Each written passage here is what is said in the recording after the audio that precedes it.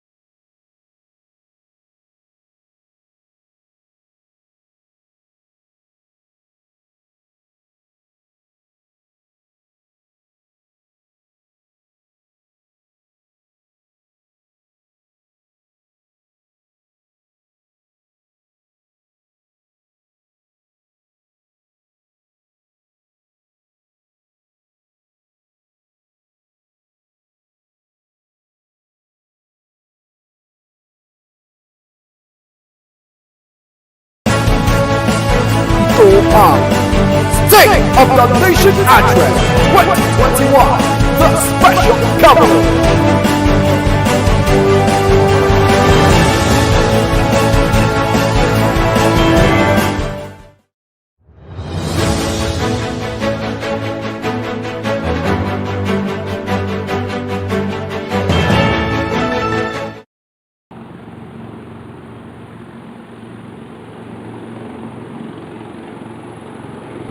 Isang malayang at makasaysayang hapon sa lahat ng nanonood dito sa Facebook Live at YouTube channel. Live tayo ngayon sa YouTube channel ng inyong lingkod at sa Facebook ng mga pages na ito. Welcome sa live coverage ng ika-6 at panghuling State of the Nation Address ng ating Pangulong Rodrigo Duterte. Isang taon na lang bago matapos ang kanyang term bilang Pangulo ng Pilipinas, ay maghahatid siya ng huling State of the Nation Address para sa ating Pangulong Rodrigo Duterte. At narito na siya, mga kababayan. Ito ngayon na napapakinggan ninyo ang pagbaba ng helicopter, at nandito ngayon dito sa Batasang Pambansa, dito sa House of Representatives. At narito na siya, ay hindi pa.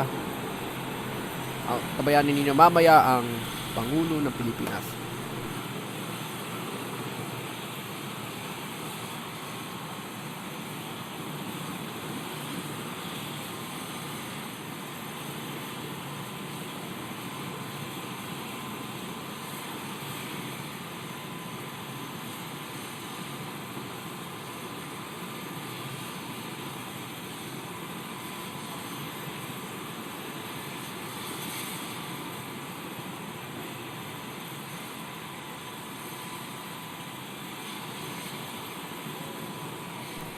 At ngayon nakarating na si Senator Bongo.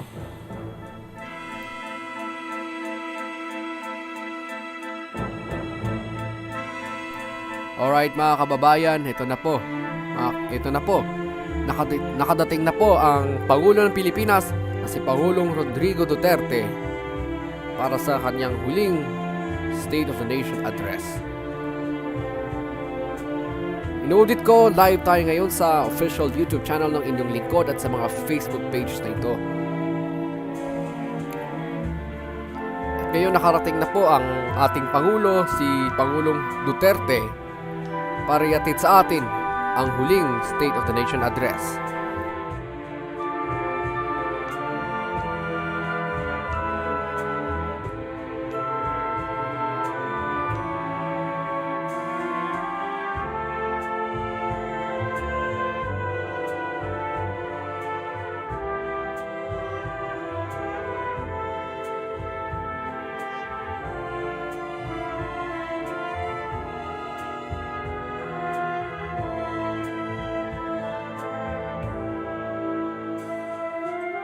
At sa mga ilang sandali ay magbibigay na nga ang ating Pangulo, isang taon bago matapos ang kanyang termino bilang Pangulo ng Pilipinas.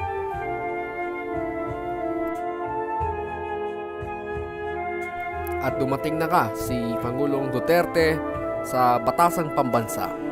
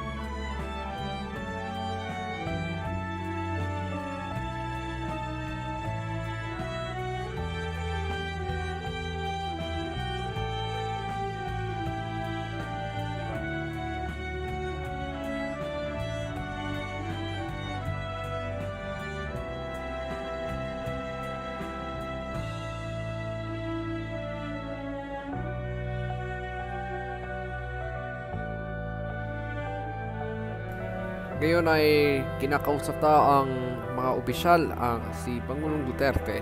Maya-maya konti ay papasok na sa plenary hall para sa panghuling SONA ng ating Pangulo.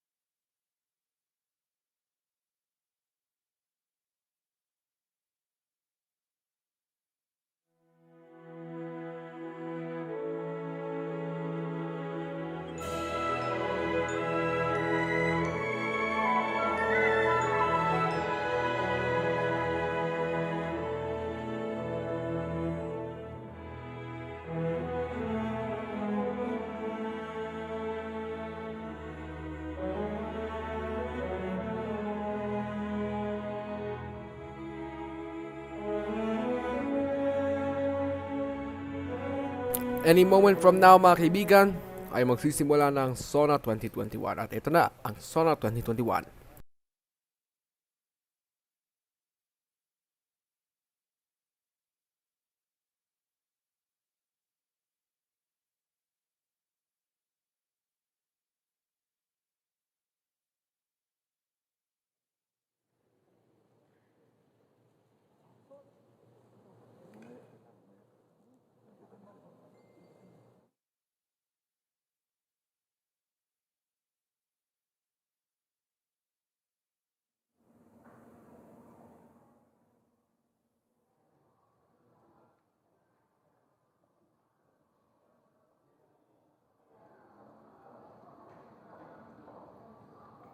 5 minuto bago mag alas 4 na ng hapon, ito na po ang State of the Nation address ng ating Pangulong Duterte.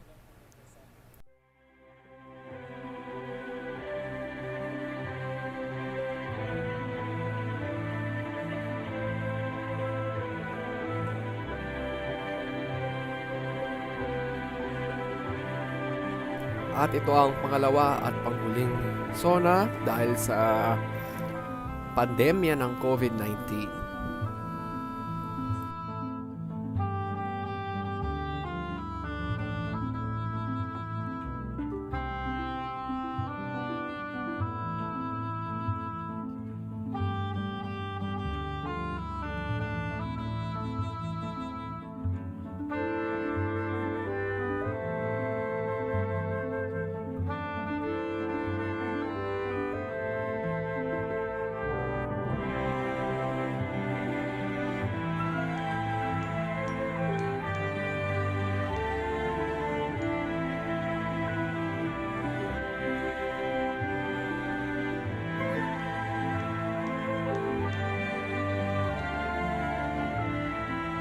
Ang team para sa SONA 2021 ay pamana ng pagbabago.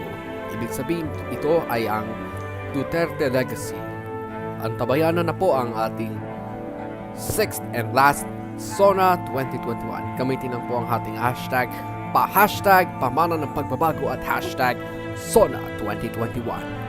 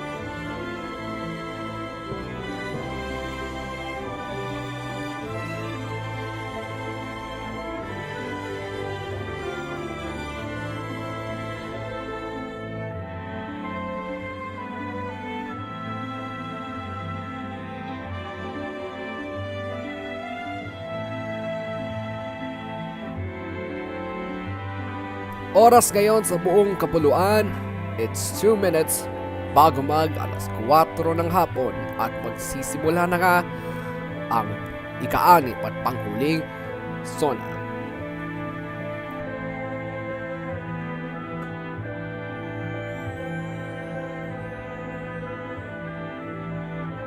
At nakikita at naririnig ninyo ngayon ay ang isang orchestra bilang pagsisimula sa SONA. Ayan po ay mula sa PCC sa Pasay City. Mga kababayan, ito na po ang State of the Nation Address 2021 live mula sa Batasang Pambansa, House of Representatives Building, Quezon City, Philippines.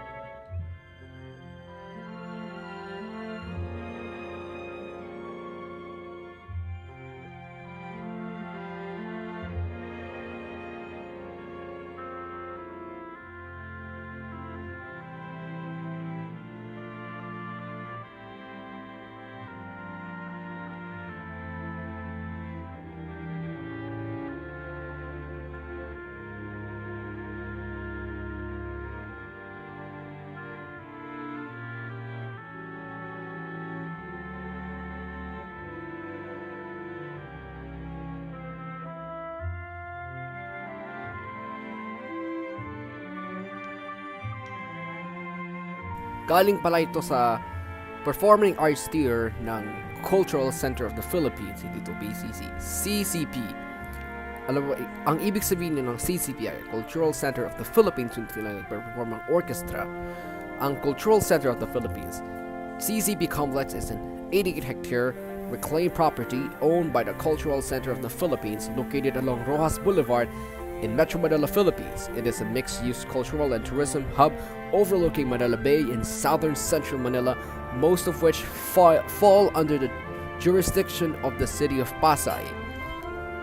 It is operated by the President Arsenio Lizazo and it was opened on September 1966.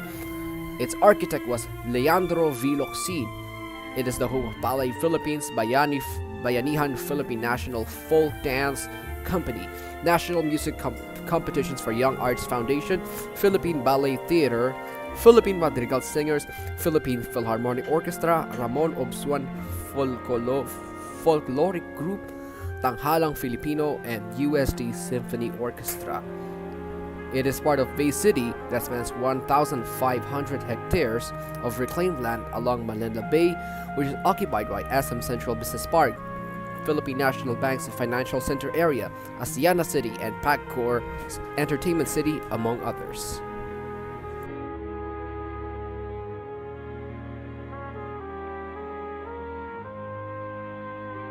Oras ngayon, 1 minute past 4 o'clock in the afternoon at expected nang dumating ang Pangulo sa loob ng session hall ng House of Representatives.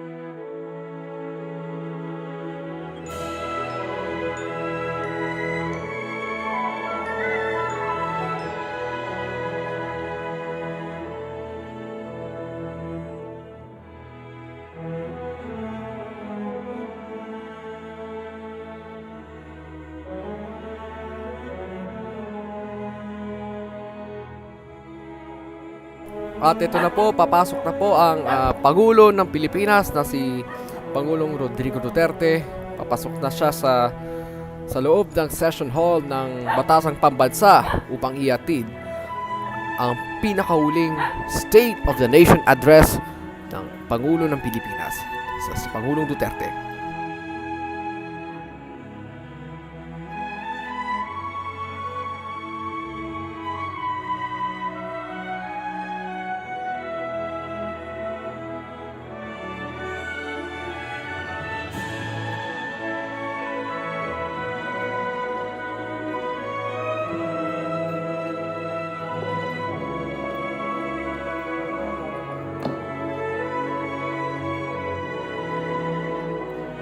Mga kababayan, ito na po ang State of the Nation Address 2021, the special coverage.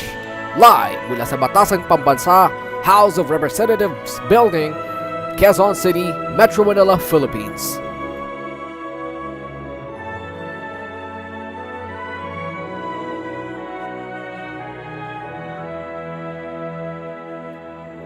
At ito ang pasasalamat at tribute para kay Duterte, Pangulong Duterte. Salamat, Pangulo.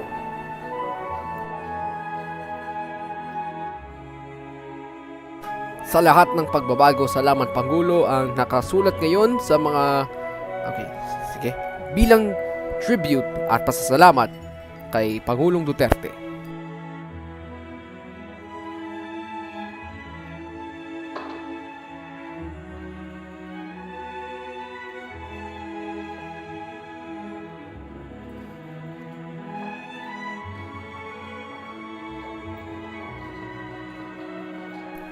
Mga kababayan, mga kaibigan, ito na po ang pang-ika-anim at panghuling State of the Nation Address, live na live sa Batasang Pambansa Complex sa House of Representatives, Lungsod Quezon, Quezon City, Philippines. At nandito pa rin ngayon ang kagrupo ni Duterte, pati na si Presidential Spokesperson, si Senator Bongo. At ngayon ay nakababa na ang kagrupo niya.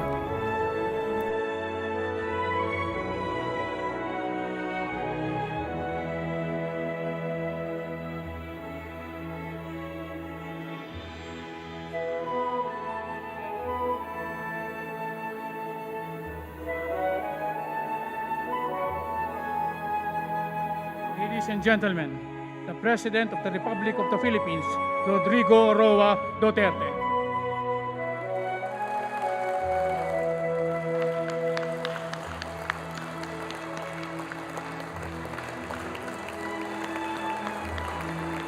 Narito na po ang State of the Nation Address 2021 ng ating Pangulong Duterte live sa Batasang Pambansa Complex.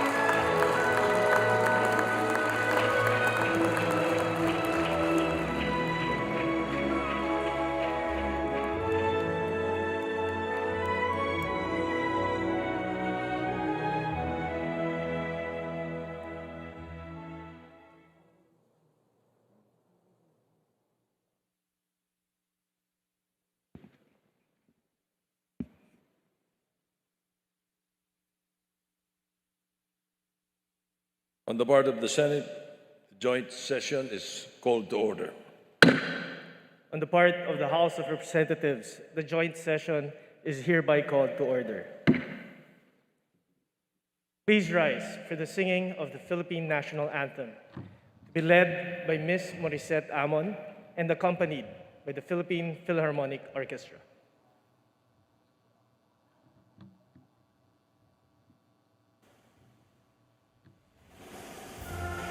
Magiliw, pelas ng sinanganan, alab ng puso, sa dibdib mo'y buhay. Lupang hinirang, duyan ka ng magiting, sa manlulupig, di ka pasisiin. Sa dagat at bundok, sa simoy at sa langit mong bangka, may dilag ang tula at awit sa paglayang minamahal. Ang kisap ng watawat mo'y tagumpay na nagdidingding, ang bituin at araw niya kailan kamay di magdidilim. Lupa ng araw ng walhating pagsinta, buhay langit sa piling mo. Aming ligaya na magnay ng api, ang mamatay ng dahil sa'yo.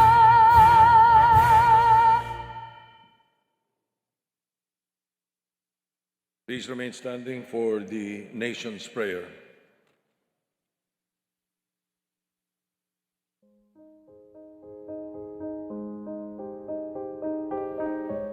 Ama naming makapangyarihan sa lahat, narito po kami upang magpasalamat sa lahat ng biyayang binibigay mo po sa amin, sa aming mayaman na kalikasan, mga kakayahan at tibay ng loob.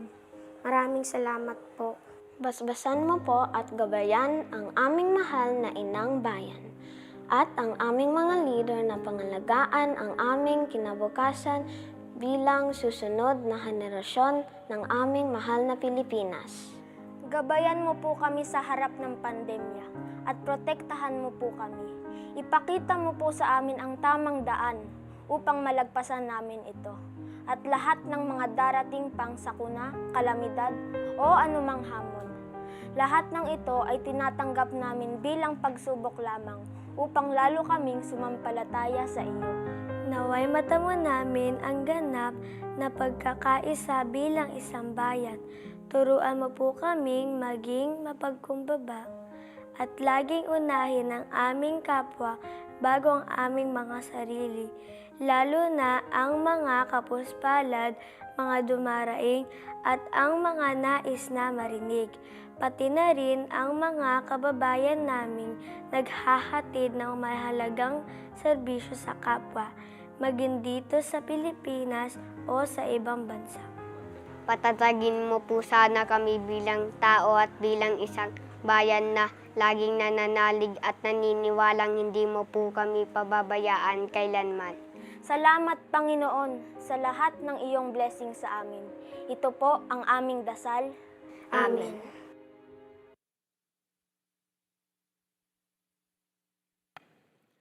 Ladies and gentlemen, honorable members of Congress, the President of the Republic of the Philippines, President Rodrigo Roa Duterte.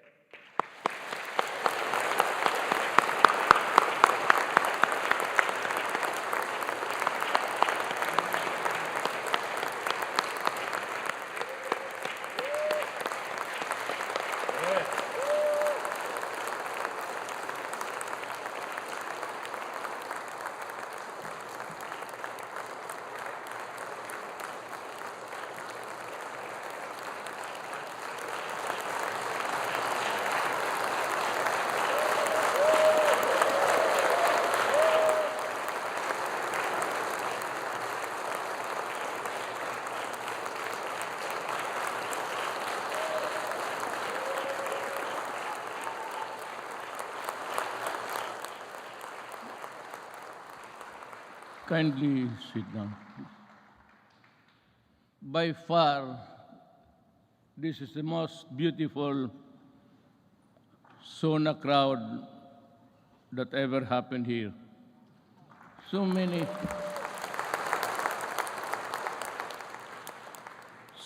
beautiful faces, and you only have to guess when you see the full face of the person. Senate President Vicente Soto III and the honorable members of the Senate, House Speaker Lord Alan J. Velasco, and the honorable members of the House of Representatives, Vice President Maria Leonor Robredo, former Presidents Fidel V. Ramos, Gloria Macapagal Arroyo, Joseph Ejercito Estrada, the Chief Justice Alexander Gismondo, and the Justices of the Supreme Court, Executive Secretary Salvador Medialdia, and the members of the Cabinet, Dean of the Diplomatic Corps, His Excellency Archbishop Charles John Brown, and the distinguished members of the Diplomatic Corps. My fellow government workers, and of course, to my lovely wife, Hanilet, mga mahal kong kababayan,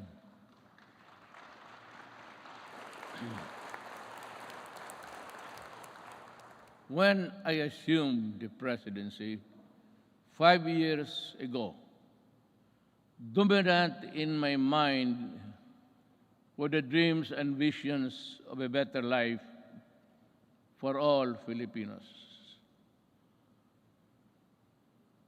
I saw them as reachable through the institution of reforms and radical changes in both in the structure of government and the mode of governance. Changes designed responsibility, accountability, and all in consonance with the truth that the public office is a public trust. When I ran for the presidency, I just made fundamental processes, and strangely, you can count them by the fingers of your hand. I made those changes which I thought that was really, there was time and doable. To offer free education, it's there already. The universal health care, nandiyan na po. The fight against illegal drugs, criminality, and corruption, and the development structure, including free irrigation and other big-ticket projects, which I thought I did not have the funds to do it. But perchance, among others, they were done in my term. Today, as I approach my term, my end of my term, I have less visions, but more remembrances. But mine is not to rue or to second guess what might have been, but to bear and respond with the urgency of the unforeseen events as they unfold. Even before I took the oath of office, and everyone else, I suppose, knew the gravity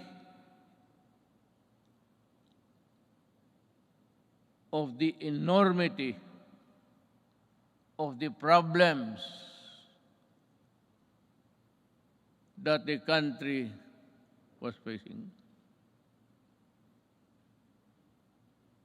And precisely because of that awareness, I was driven to hasten implementation of changes which I believe the country needed, keeping in mind that the Constitution afforded me only 6 years to make those changes happen.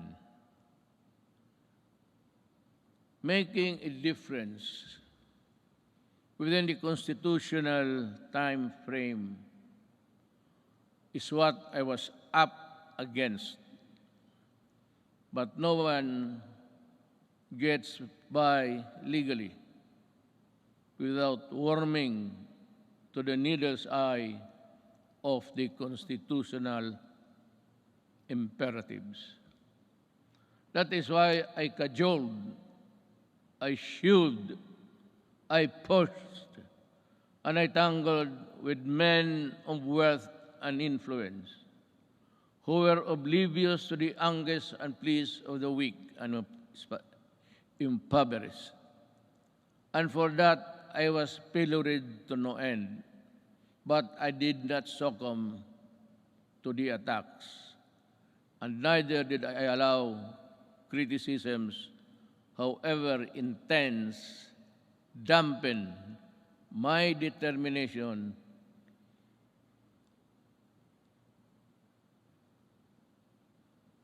and initiatives because my purpose was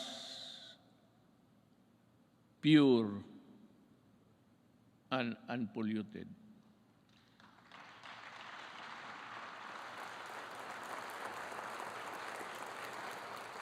While we were busy instituting reforms, the twin augurs of illegal drugs and corruption laid low for a while, only to resurface as still with us and make no mistake about it.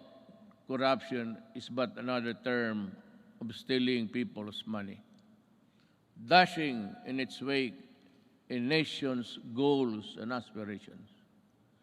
Due to the brilliant programs and excellent work of our economic managers and the extraordinary cooperation between the executive and legislative branches of government, our economy, with investor confidence, was poised to leapfrog from the company into the company of the world's fastest growing economies until COVID-19 pandemic stalled everything.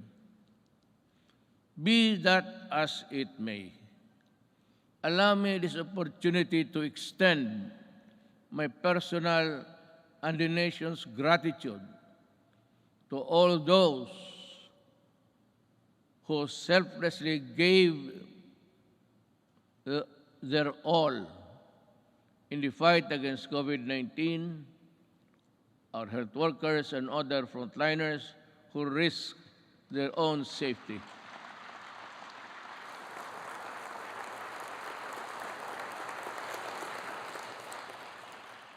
To keep our essential health services and our food supply chain running, boosting the economy, activity, and ensure peace and order in our communities. I would like also to extend my deepest appreciation for the generosity of the private sector who came to the government's aid in fighting COVID-19.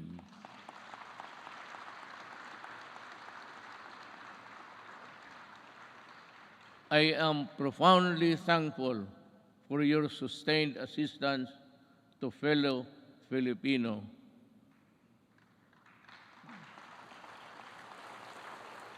And amidst the same deleterious effect of the pandemic to our respective industries, let me assure you that the government is committed to assess the private sector to regain the commercial vibrance of the country prior to the pandemic.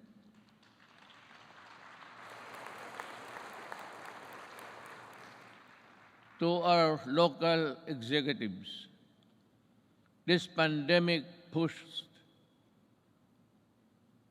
you to step up and deliver responsive assistance. I'm glad to have seen you undertake new and heightened responsibility, working doubly hard to protect your constituents. To the international development partners who extended a helping hand amidst the global health emergency, the Philippines remembers your kindness and goodwill with sincere gratitude.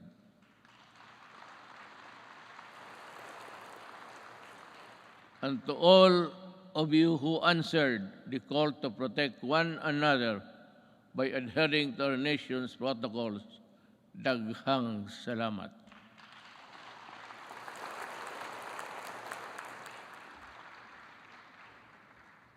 But then, let me ask,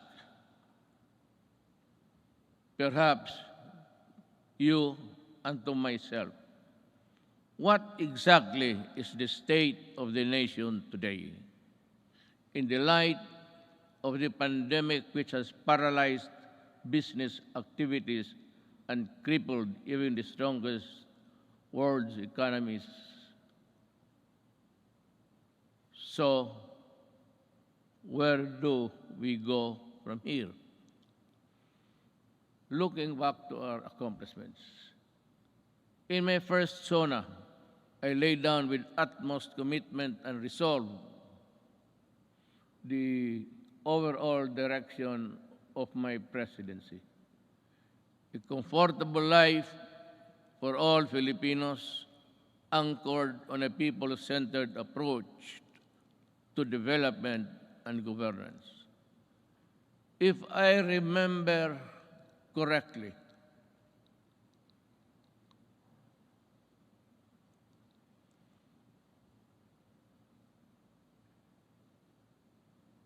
my administration, I said, will implement a human approach to development governance in our people's welfare in the areas of health, free education, adequate food and housing, environmental preservation, and respect for the culture. I bore no illusions that steering a nation towards a comfortable life for every Filipino would be easy. Indeed, the past 5 years have truly been challenging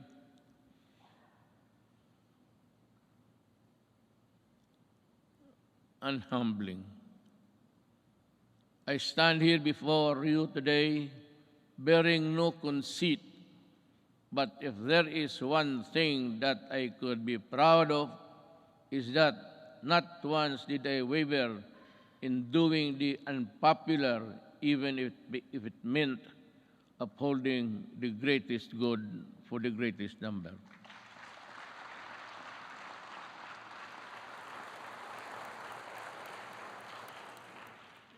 Before I took office, our country was beset with communist insurgency scattered across the nation.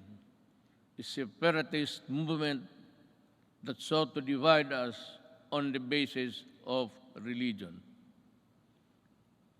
and religion's deficiencies, and the proliferation of illegal drugs and criminality.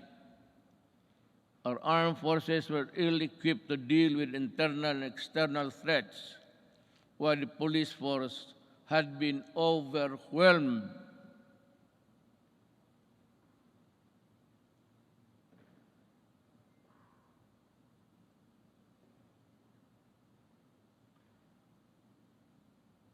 by criminality and the drug trade problem.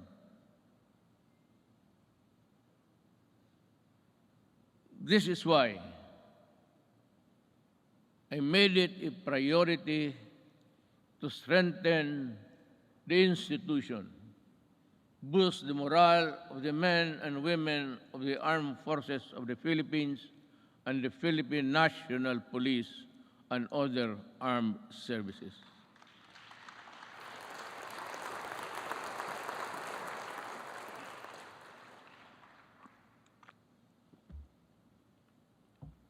Again,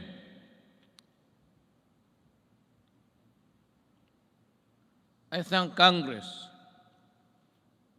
for working with the Executive Department in enhancing capabilities of the AFP and PNP through our modernization program.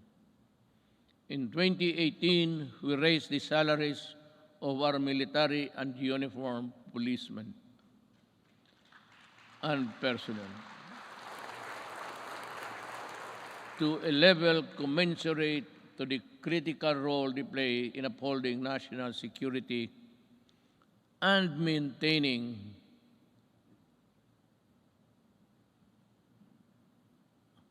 order. I am asking Congress to pass a unified system of separation, retirement, and pension of military and uniformed personnel, to maintain government fiscal flexibility and provide adequate benefits and remuneration to our men and women in uniform. This shall apply only to the new entrants of the military and civil. Hindi ho lahat. It cannot be that we have to pay so many, even the salaries of the retired.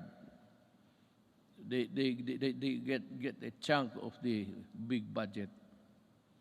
And if we include the new entrants, the funds available for them would not be enough.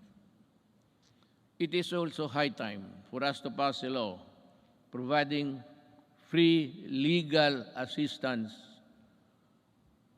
to AFP and PNP officers, enlisted personnel.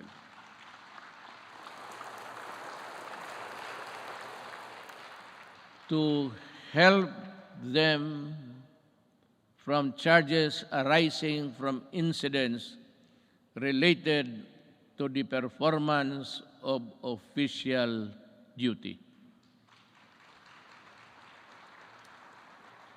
The continuous upgrading of our defense capability shall ensure that we shall uphold our territorial integrity and sovereignty from external and security threats. Among the new additions,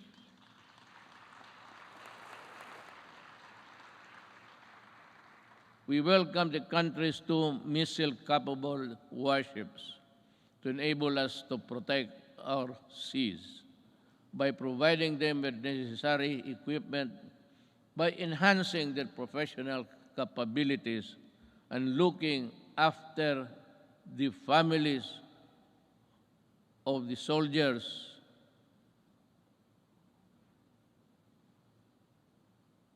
who would not be longer be in their company. We do not only strengthen our military and police institutions, we also inspire them to serve this nation with the highest degree of loyalty and patriotism. We enable them to carry out their mandate to defeat all enemies of the state, whatever the cost. Indeed, I am proud of the accomplishments of our troops in securing our nation against all threats to our democratic institution.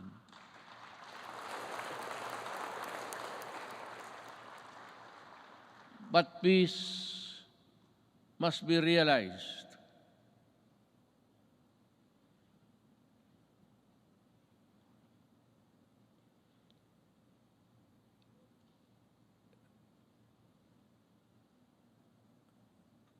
Peace and security is not only just a military concern.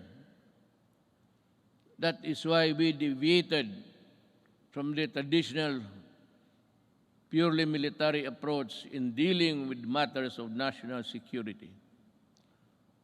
With the creation of the National Task Force to End Communist Armed Conflict, or NTF-LCAC, we have made great strides in addressing the root causes of this conflict by empowering our kababayans who have been used by the communists for many decades.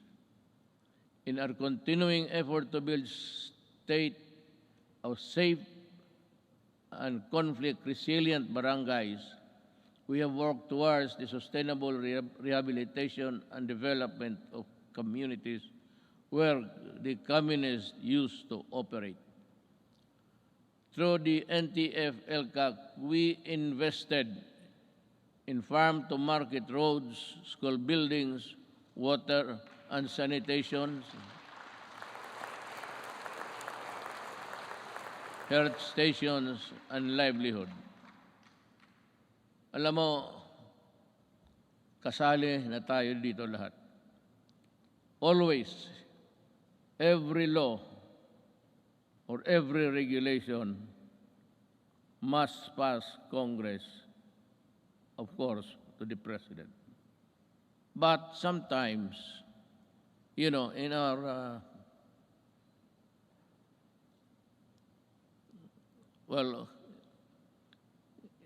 in the performance of our duties, we encounter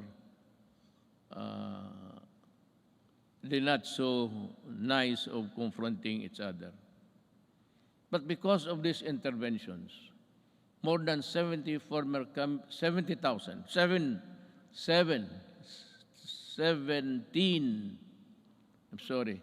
former communist rebels have surrendered to government. They have returned to the folds of the law and are happily reintegrating programs or the local eclipse.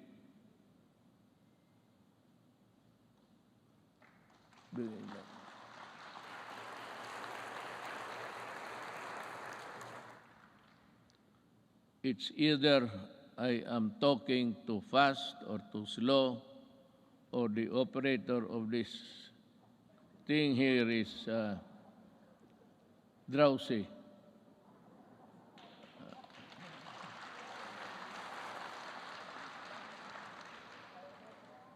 Maybe because I had so many ad-libs along the way. Marami akong akin lang.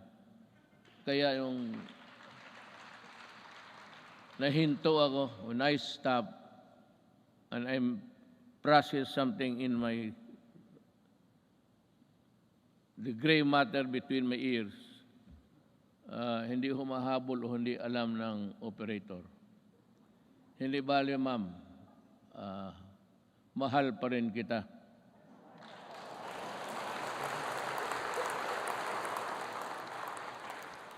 Lalaki ba ito o yung mga babae? Kagabi yung mga babae, sila? Sabihin mo sa kanila, magipagkita ako maya. I will embrace them for their punctuality in operating this this strange machine that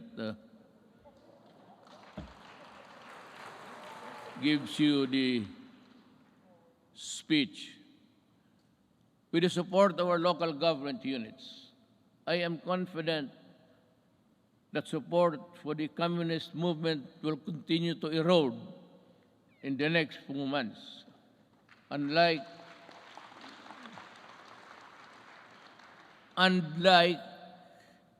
the decades-old Moro rebellion in Mindanao, we also bring an end to the armed struggle of the communists once and for all.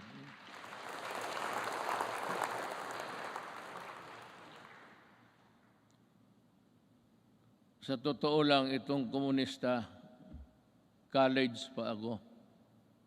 Hanggang ngayon, ang mga sige pa rin. So, speech mo lang ito, kunwari lang, pero ang totoo, there's a lot of fighting going on in the countryside. But I'd like to credit the police and the military for destroying so many communist fronts. I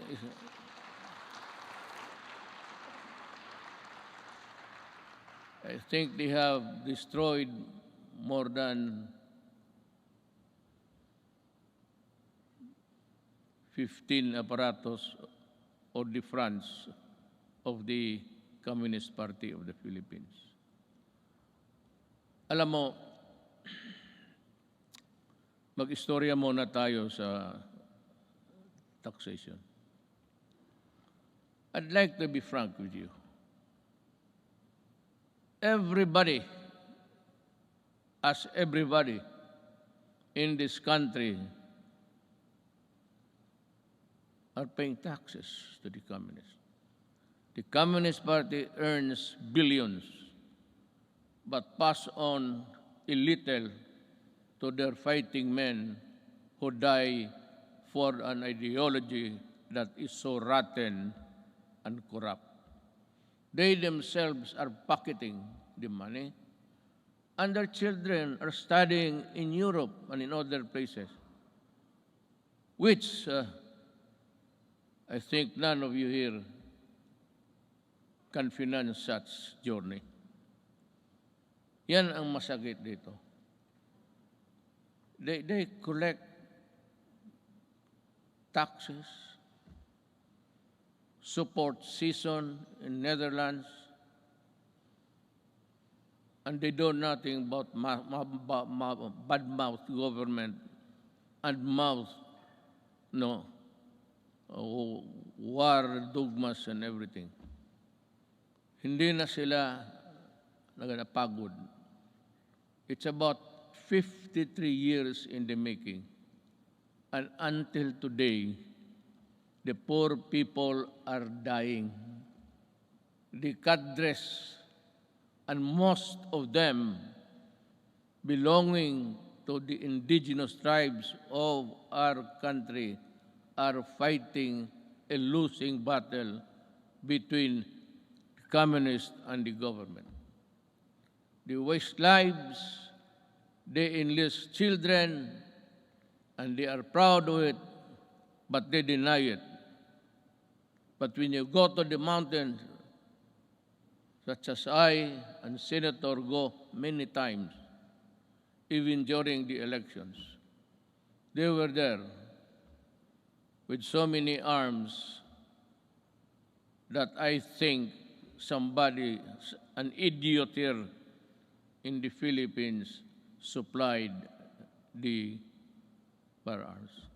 I'd like to ask Congress, especially Senator Bato, kindly dig on, because we have identified the person who imported the AK-47 into this country on the pretext of using it in the security, providing security and guards in all, in business establishments, and for those who can afford their home.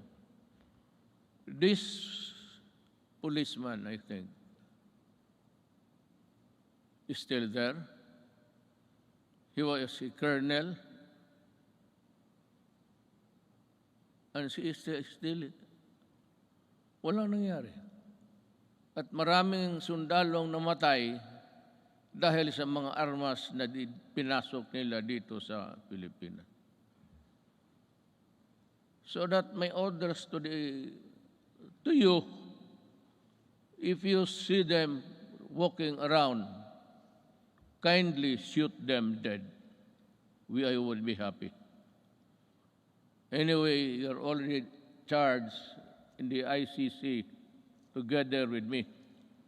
So what is the problem of adding another one? Another idiot Filipino who has caused great damage to our country. Yan ho ang totoo dyan. At itong mga pulis, but let me go back in time. When I first said I will fight drugs in 6 months, I thought it was like in Davao. You can either coerce, intimidate, or bribe them, or give them money. I said, lumabas kayo ng Davao, doon kayo magkalat sa Luzon at sa ibang lugar. Huwag dito sa Davao.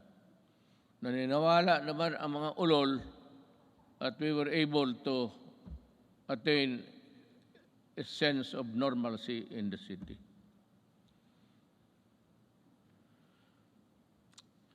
Yun ho ang totoo. There are people charged with corruption and even going to prison for just maybe not telling the truth in their assets and liabilities. Nakukulong. Itong mga police were doing their thing their drugs. They were the manufacturers and they were the distributor of drugs. When I became president, I asked De La Rosa, he was the chief of police of my city. I promoted him direct to being PNP chief. 4-star na kaagad, automatic. But I told him, and the others, look for the enemies. Look for where they are. And if you find them, destroy the apparatus. Destroy all, from the manufacturers to the peddlers, because we are fighting a drug war that was being participated in the business by 9 generals of the PNP. Kaya yan ang sakit sa loob ko. I did not know that I was fighting my own government. Customs and everyone else were facilitating the importation of drugs. And one importation, as you can see it every night on TV, the police now sees about almost $1 billion worth of drugs every day. And if you look at the 888, there are about 1,000 Filipinos arrested every day by the police in connection with drug trafficking. And that is why I go crazy looking at the situation. They are still around. We do not have the laboratories now because nawala na sila. At itong naiwan ngayon are doing the importation.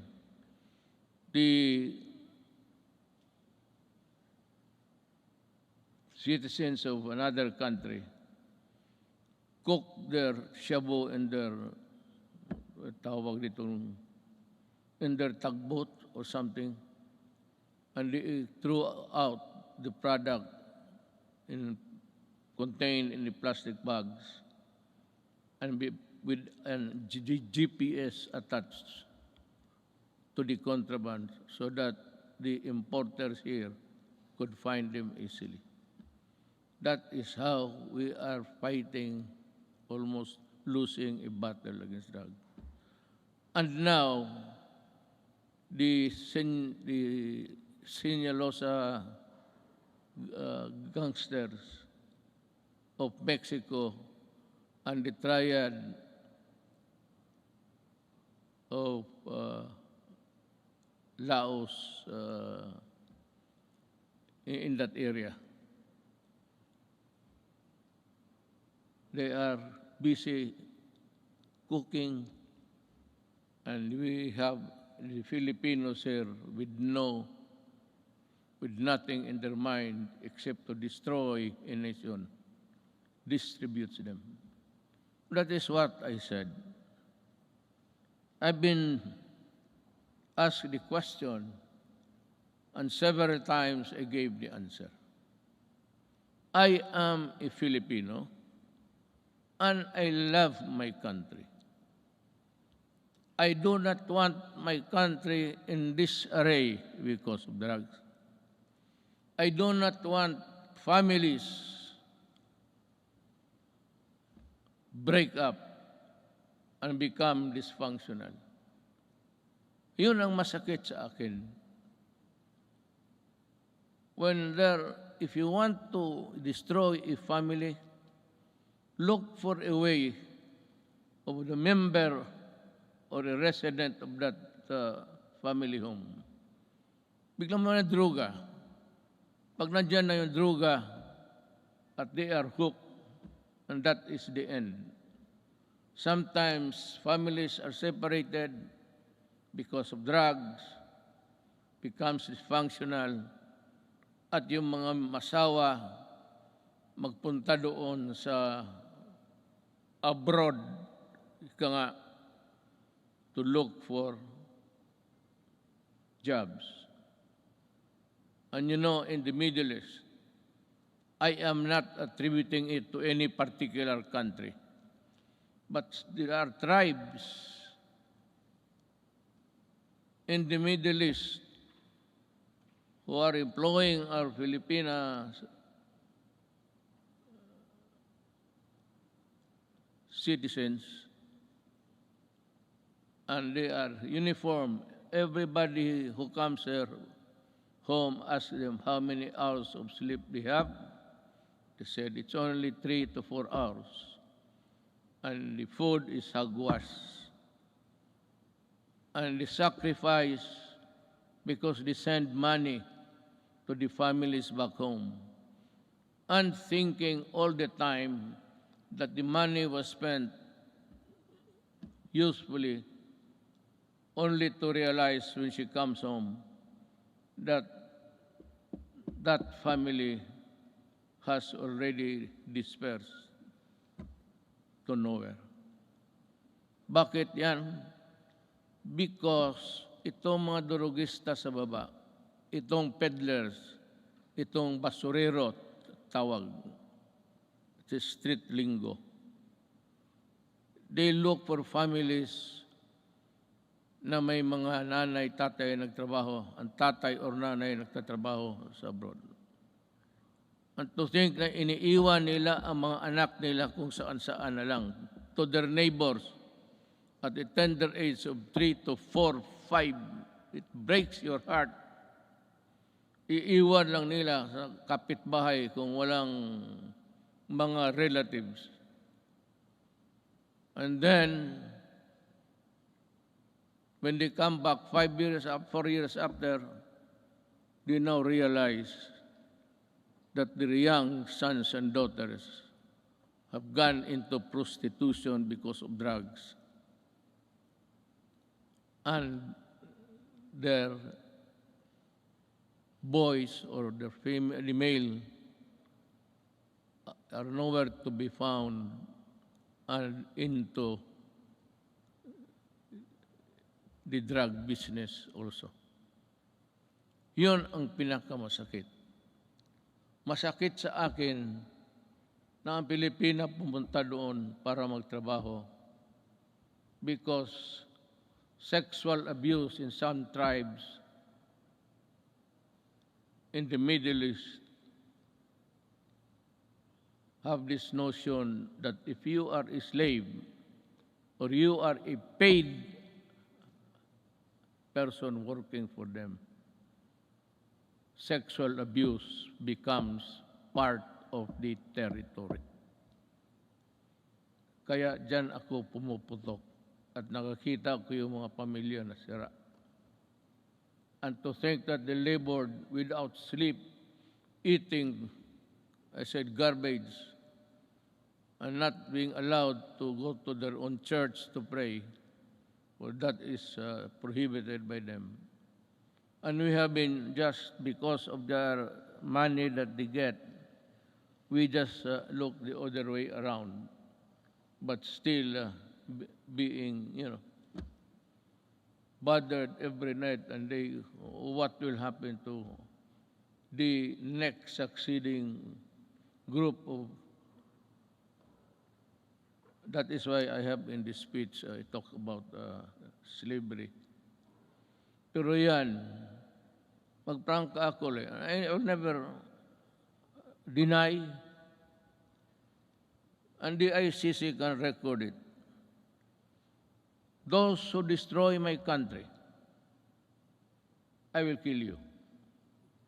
And those who destroy the young people of our country, I will kill you. Talagang ngayariin kita because I love my country. You can do it the legal way, but it would take you months and years. And you know what? The statistics I just learned the other night, that plenty of those who are in the middle class have been released from prison despite the fact that they are charged of trafficking which is non-bailable, and most of them are out. Babae pati lalaki ang kaso. And that is why I said, I toyed with the idea. I said, if there is still a space, with due respect to the Senate President, he is a good man. He can become a good Vice President. He is holy. Ngayon, hindi na siya nahuhuli. Noon, huling-huli siya. But with due respect to Senator Soto, who's also running for the Vice Presidency, he is a capable man, a good man, and a Filipino.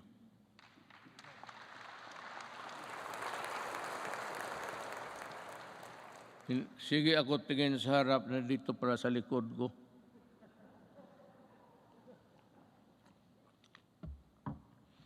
You know, when you are old, I've been in politics, mayor for 23 years, 5 years as a congressman dito.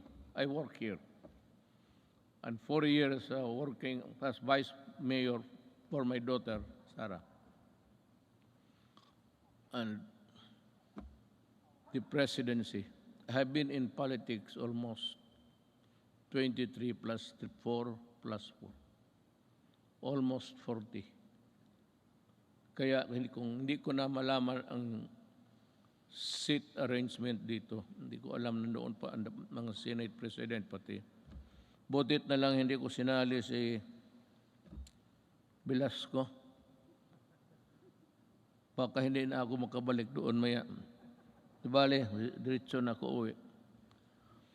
I have said many times before, the bloodshed caused by the separatist movement in Mindanao is all about correcting the historical injustice suffered by the Moro people. Since the period of colonialization, with the help of Congress, we were able to pass the organic law for the Bangsamoro Autonomous Region in Muslim Mindanao.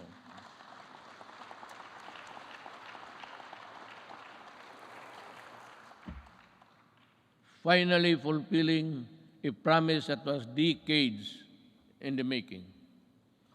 Our victory in Marawi is also a testament to how the Filipinos' patriotism is far stronger than any extremist group. As I have said before many times, there is no room for lawlessness in this country.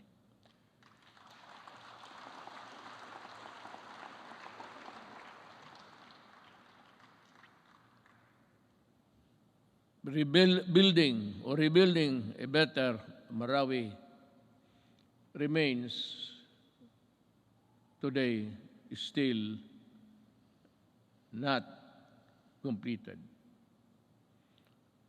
To Task Force Bangon Marawi, we need to race against time, and you have to finish the necessary work for to rehabilitate the war-torn city and bring back its families back home. Now, let me talk again about the drugs. I was just ahead because I was talking something else. Nag-segue ako. While we have made great strides in ending rebellion and insurgency in various parts of the country, we still have a long way in our fight against the proliferation of drugs. This problem has hounded our country for several decades, destroying families and degrading the moral fiber of our society. When the assumed office, I committed to end this problem at the soonest possible time. We launched an unprecedented war against illegal drugs and to destroy their apparatus. That permitted every level and sector of society. We waged war on the manufacturers, the financiers, the suppliers, the peddlers, and the entire syndicates, and more importantly, their protectors in government. We have rescued and reformed drug dependence because of their idiotic sense of decency. While interventions and building facilities not only for the rehabilitation, but also to prepare them to reintegrate into society. Our unyielding campaign led to the surrender of millions of drug dependents and neutralization, capture, and prosecution of thousands of drug personalities.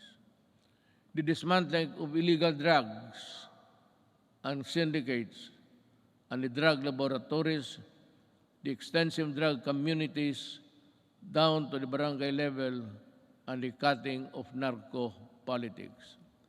You know, allow me a little bit of your time. Wala naman siguro kayong lakad ngayon. Unless na, no, you want to, unless you have this appointment with, I'm sure hindi babae yan. That would be a sexist statement. Kung nagmamadali talaga, halos tumatakbo, babae yan.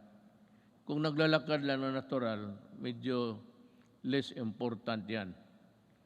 Ganon yan. Pero dito wala. I'm not making any sexist. I'm just saying the truth. What is the truth? It's there for all to see. Let me talk about our quest for infrastructure development. 5 years ago, the first thing I made sure was to increase our infrastructure spending to an average of 5% of the country's GDP. This is significantly higher than infrastructure spending of each and past 4 administrations. Thanks to the comprehensive tax reform program that enabled us to fund critical infrastructure projects, today we can see the tangible results all around. MRT-3, with its frequent breakdowns and unloading of passengers mid-rail, was a horror. That was for the daily commuters to endure in the past. Now, MRT-3 no longer unloads passengers but to their destinations. The waiting time between trains had been significantly reduced to 10 trains running at only 30 kilometers per hour before. Now MRT runs 23 trains at 60 kilometers per hour. We have taken away the misery of public commuting. We also pursue the completion of the LRT to East Extension Project by extending Line 2 and adding 2 more stations. We have reduced travel time between Manila and Antipolo from the usual 2 to 3 hours to only just 40 minutes. Thanks to our partnership with the private sector, we are able to open Stage 3 of the Metro Manila Skyway in January this year. This decongested EDSA and other major roads in Metro Manila.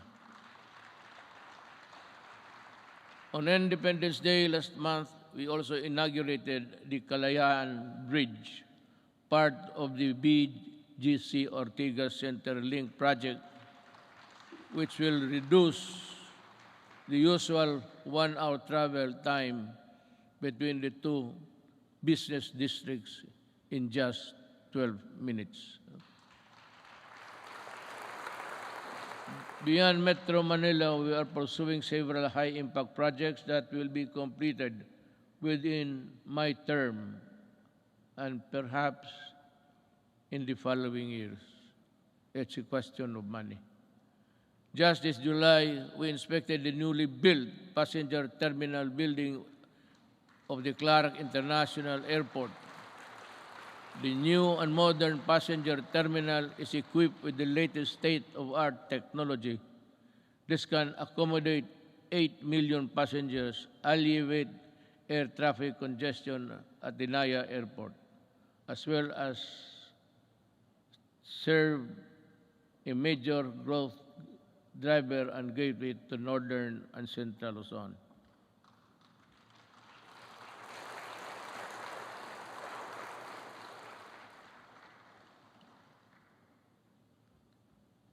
Madali man na magpakpak, ang basa ang mahirap.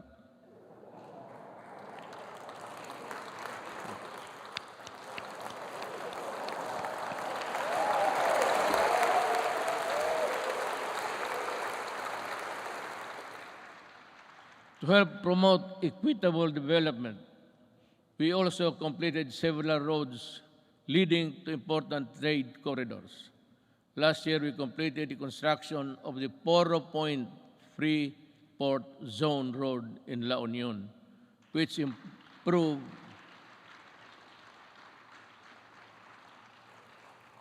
nakita na ninyo yan? Wala. Sige lang pakpak. You don't even have a picture of what I'm talking about, I'm sure. To improve access to prime spots for investment tourism in the Poro Point area.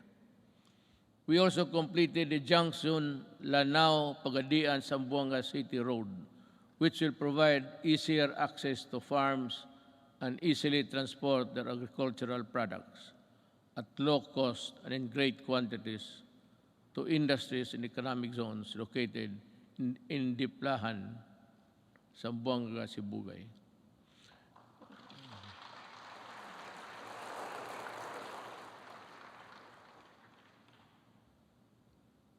The Sorsogon City in Bicol,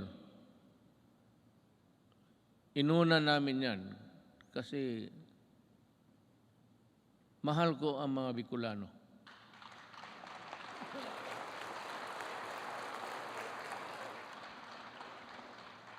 Pangangatawan ninyo yung pakpak ninyo ha.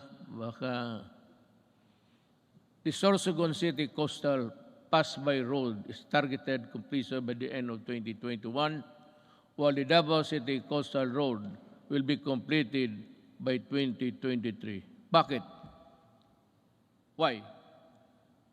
Why is Davao last? Kasi sinabi ko sa kanila, unahin ninyo yung buong Pilipinas. During the initial years of my presidency, I told the economic managers and the DPWH, pati si Art Tugade sa transportation, unahin ninyo ang Luzon at ibang areas sa Mindanao. Do not look into the political entrails of this city and other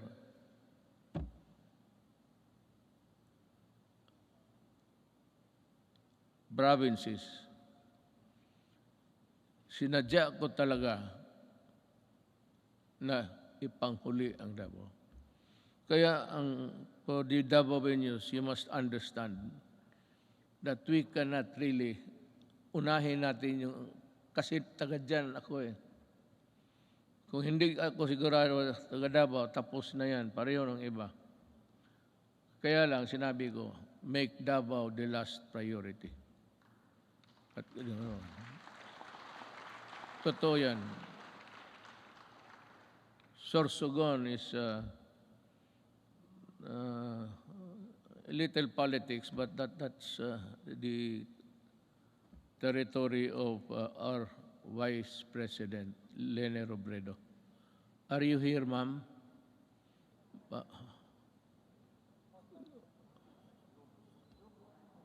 Zoom. Meron ho kayong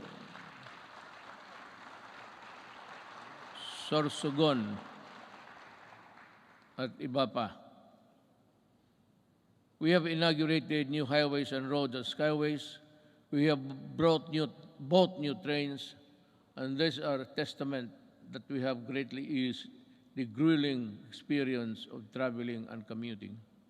And to sustain our momentum in infrastructure development, I have directed DPWH, DTR, NEDA, Department of Finance, and DBM to be on full speed to ensure that our flagship project will be completed within my term, especially those that could help disperse economic activity outside of the densely populated Metro Manila. I thus earnestly call upon our LGU and private sector partners to help us speed and go for the earliest realization towards our flagship project, infrastructure, and others. Let me dwell about governance. As we improve the connectivity, we work towards greater convenience for our travelers. We have extended the validity of the Philippine passport to 10 years to lessen the burden of our traveling travelers and OFWs. We have also gone beyond merely addressing the 3 million backlog of the driver's licenses in 2016.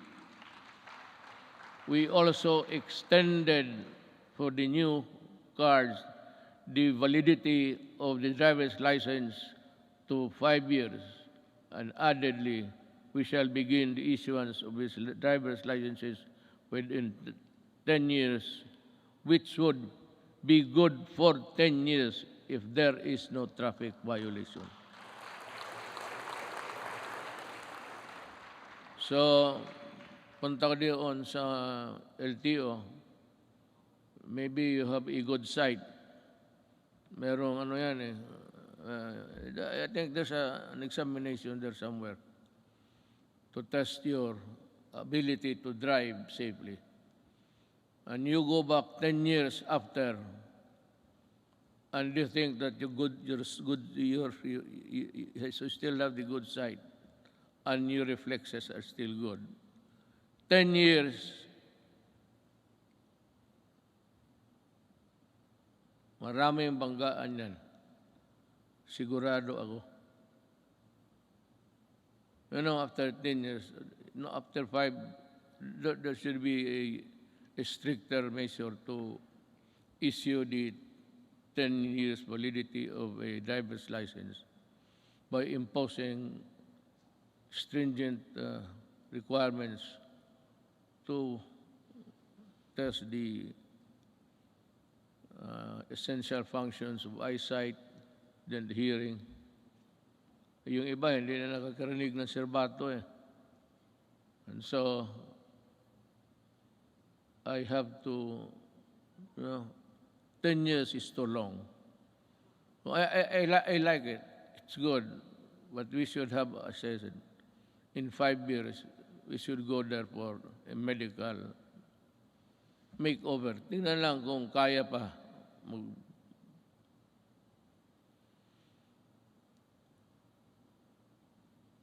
Not only did we extend the validity of the licenses and passports, we also sought to make long lines a thing of the past.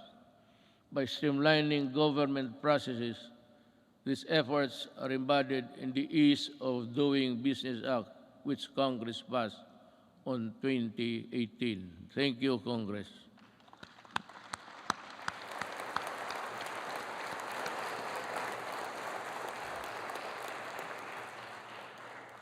Sa inyo yun. Ako ang nagpirma pala. Ako nag-execute. Pakpak rin kayo.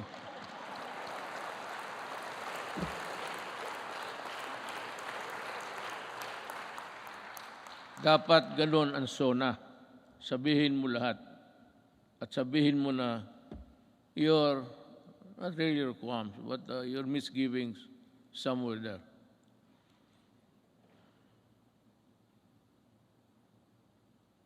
Transactions will be further streamlined with the rollout of the Philippine Identification System, or the PhilSy, to the Philippine Identification System Act.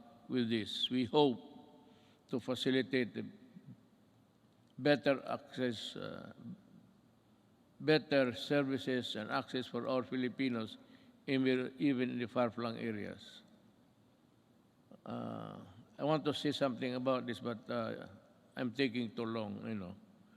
We also ensured the modification of the salary schedule for civilian government personnel through the salary standardization Law 5.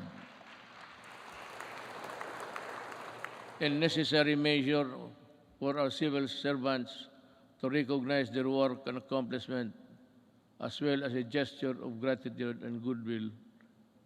We have this legacy, and we hope to pass on this establishment of central business portal, single site, and for all business-related transactions, such as securing business permits, licenses, and clearances, and launched earlier this year. It shall be elevated our global standing in doing business arena and improve our country's competitiveness. Alam mo ito, yung queuing. When I was a mayor, I don't know, but maybe a legislator or a senator or a congressman, well, not really that he's higher than the others. But kung dumaan ka as a local government employee, worker, just like me, for 23 years, itong queuing, matagal ko na ito. In Davao, ang passport issuances na doon sa likod ng SM, isang gabi, nagmotor ako, nakita ko yung mga paa sa simento. So I was thinking, anong nangyari dito? So nagbaba ako, sabi ko, bakit dito kayo natutulog? Sabi nila, you know, Mayor, ang pagbukas niyan, kailangan nakapila na kami. Pag hindi, sunod, ibang araw na naman kami. So, I called for the chief of office. And I said, look, I may not be the person above you supervising, but make sure that this thing will not happen tomorrow. As in tomorrow. Tapos tinawagan ko ang itong sabi ko, why don't you give cards?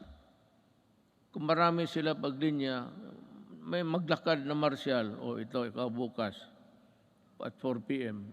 So you have to study the time and motion of people doing work. Sabi ko, ayaw ko dito sa Davao. Because Mindanao, nasa Davao ang ang issuances ng passport. So ngayon, pagka-presidente ko, sabi ko, ayaw ko nang makita yan. Not during my time. Not during my time. Maghanap ka ng ibang panahon. Ayusin ninyo yan. I do not want people queuing under the heat of the sun and rain. Kaya, sabi ko, di magbigay kayo ng card.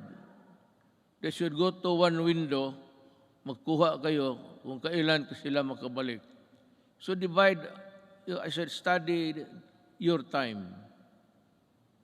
and the motion of, the process of, andito nangyari na because I insisted. Today, there is no more queuing, especially in the National Office, Statistics Office. Nakita ko. Talagang, sabi ko na,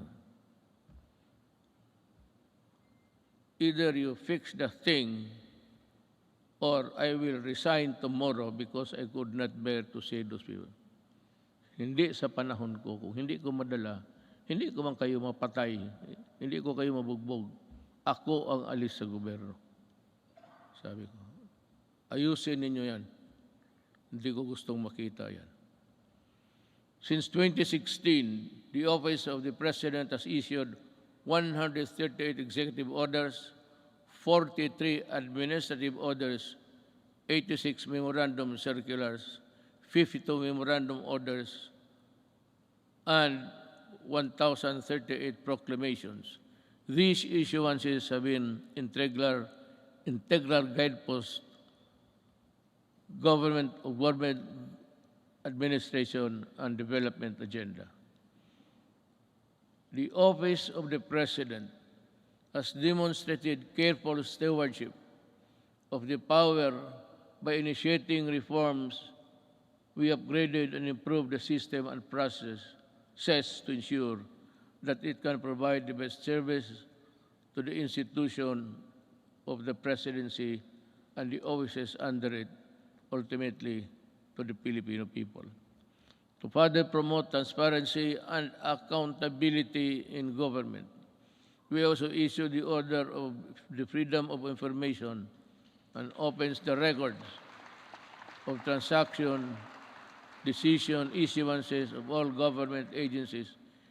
In relation to this, we have also Presidential Anti-Corrupt Commission that is tasked to run after corrupt and erring government officials and bring them to justice.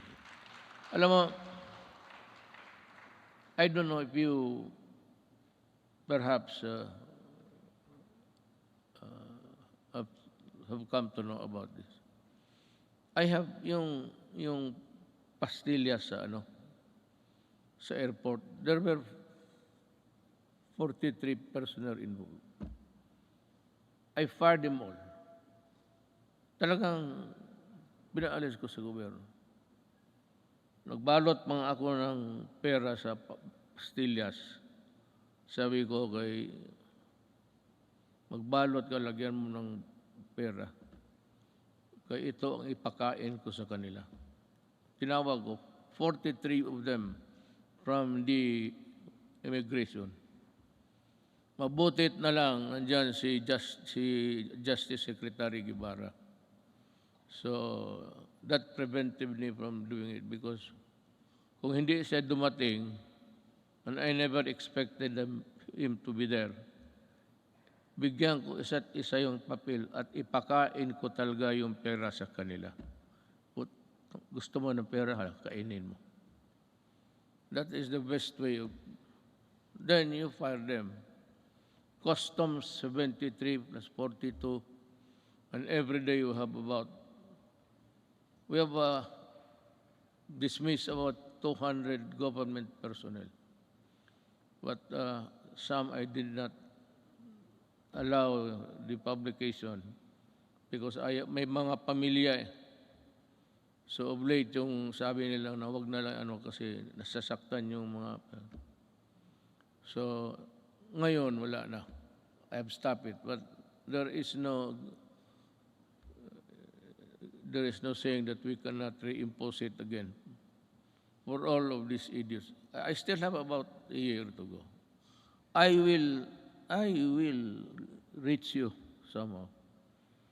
But corruption is endemic in government. You cannot stop corruption. Nobody can stop corruption unless you overturn government completely. If I were the next president, if you think there's really a need for you to change everybody in the system, then you declare martial law and fire everybody and allow the new generation to come in to work for government. Kung hindi mo ganunin, walang mangyari. Nandyan, it's in the system. Kagaya ng drugs. Sino ba naman niwala na nine generals sa police were into trafficking of drugs? And because they are policemen, the charges simply just, disappear. Because the prosecution, the investigation, which form part of the vital documents in court, nobody was investigating because they are also policemen. Kaya yan kahirap ang ano. Kaya gusto mo, itong mga to, talagang the only way to do it, just call them and say, look for another job. Don't.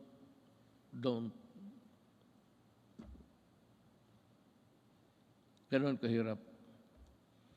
Now, let me pursue my talk with the foreign policy of the country. In the international arena, we have vigorously pursued an independent foreign policy centered on the promotion and protection of our core national interests. Yet,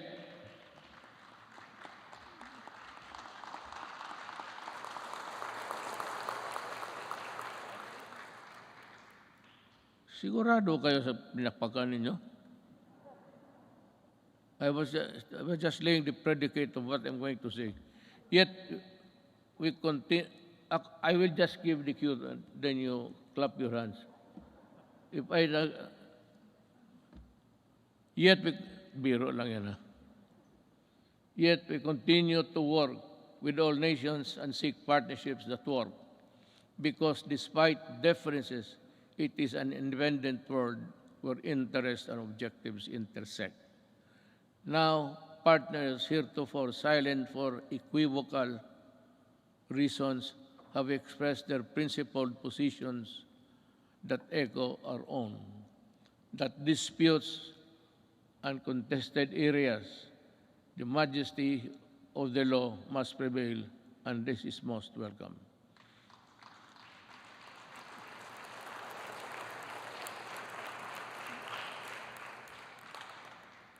To our friends in ASEAN and around the world, thank you for supporting my government, my country and people, where it truly matters. I assure you that the Philippines will remain a responsible member of the international community.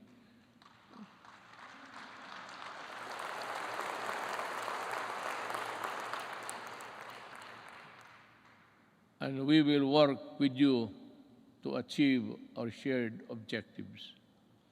Make no mistake,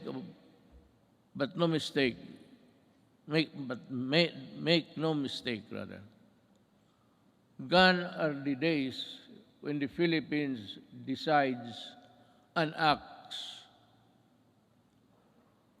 in the shadows of the great powers.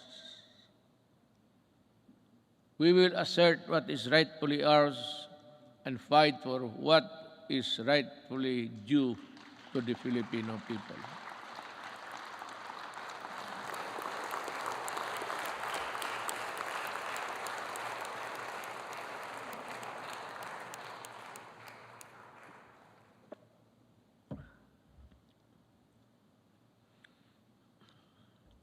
We do not have any SONA every day. Now is as good as any other time to just let it out from puso mo. This is why we sent back container vans of garbage, because our country is not a dump site.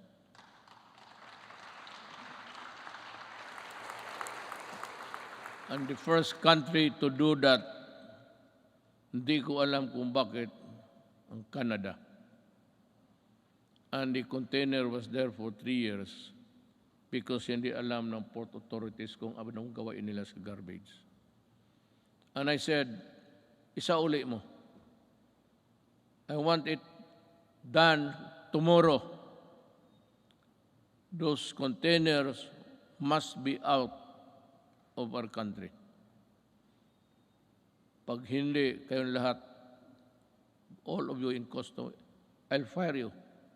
That is a good ground for dismissing people for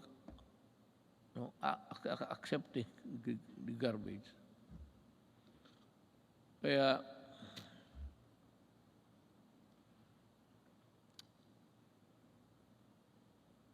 may isa pa. Pero let you in this story. The Balingiga bell. We welcome back the bells of Balingiga after many decades because a historic wrong needed to be corrected.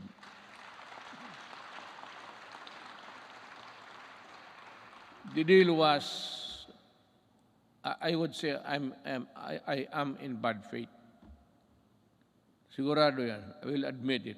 But this is the real story. The Americans, former soldiers, war veterans, went to see me, I think it was in Aguinaldo, and some military men. And in no uncertain terms, they said that you have been invited by Trump to go to America. Have you decided to go there? I said, no. Why? Because I do not like the way that you are treating my country. Why? I said, for one, and there was the clamor now of Balingiga. You return the bells of Balingiga. So that's a war really sacred also to the soldiers. Then it is more sacred to us in addition to the religion, the Roman Catholic Filipino Church, the church. Sabi nila, why would to make a deal? Si Hogan, he is around.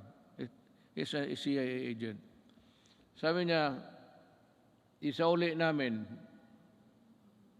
pupunta ka, because I said earlier in my presidency, there will never be a time that I will go to America. Itong mga media mahilag mag-udyok eh. Ganon, bakit ka hindi punta? O arte mo lang yan. Sabi ko, then you watch me. Gusto ninyong malaman. Sabi ko sa Amerika, yes, I might consider going to America. So well then. O sabi ko, work on it. Ano in just 2 months' time, they told me that the ship carrying the Balingiga bells are on their way to deliver it to Quezon. You remove it, you put it back there, kayo mismo. So tulong-tulong sila doon, nabalik na. And Hogan said, so when are you going to go to America? So I do not have the time. But I will go there. Nung malapit na, hindi na talaga ako pumunta. Well, how about your promise? Well, I lost time to do it. I cannot do it now. Pero talaga, in my mind, and the Americans might know it, there was never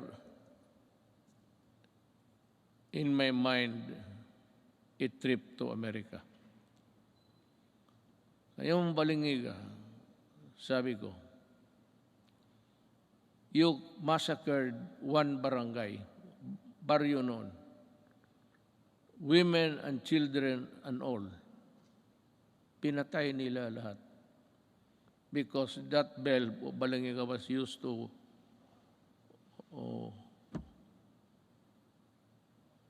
call the people for prayers, ganon. Sa simbahan yun eh. So yung ginawa nila,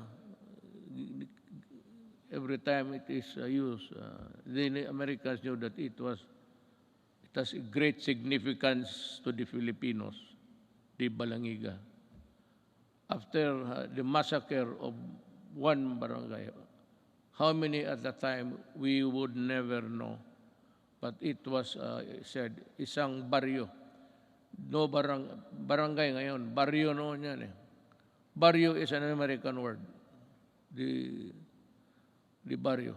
They also call the small places in Mexico barrio. The Americans borrowed it from the Spaniards, barrio. So sabi ko, blood, you really got it at the expense of the blood of Filipinos. Do not hurry me up. If I go to America, it will be in my own time. Pero actually, wala ako. I have not been to America for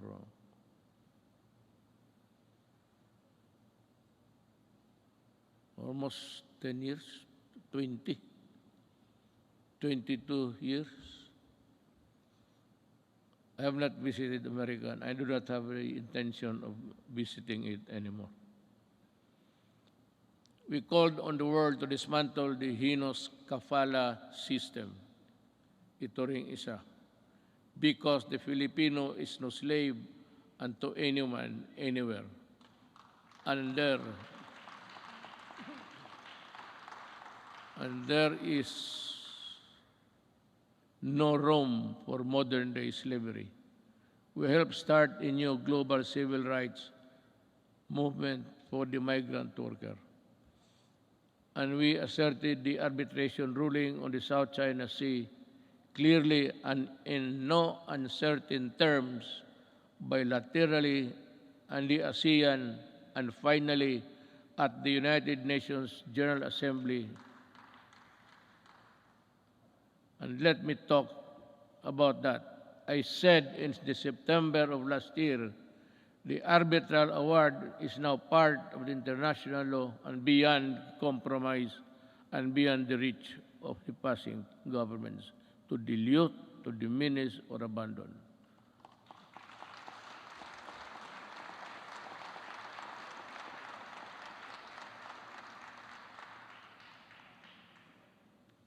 That is the problem. We would like to just to everybody in the Middle East. I would like to tell them that not only Filipinos, but all human beings, the kafala has no place there because it's a setup for slavery. Either you correct it or we will ask our workers, Filipino workers, to go home. Sabi ko, bahala na. Kung mahirap lang kami dito, okay lang. We will try our very best to make up for what they have lost, what they will lose in the process. But we will never allow them to be slaves. But we need to do more with our partners. We continue scaling our maritime domain awareness, defense capabilities. Yet, we will not close our doors on diplomacy and the tongue, because that is how disputes are settled and never by force. Let me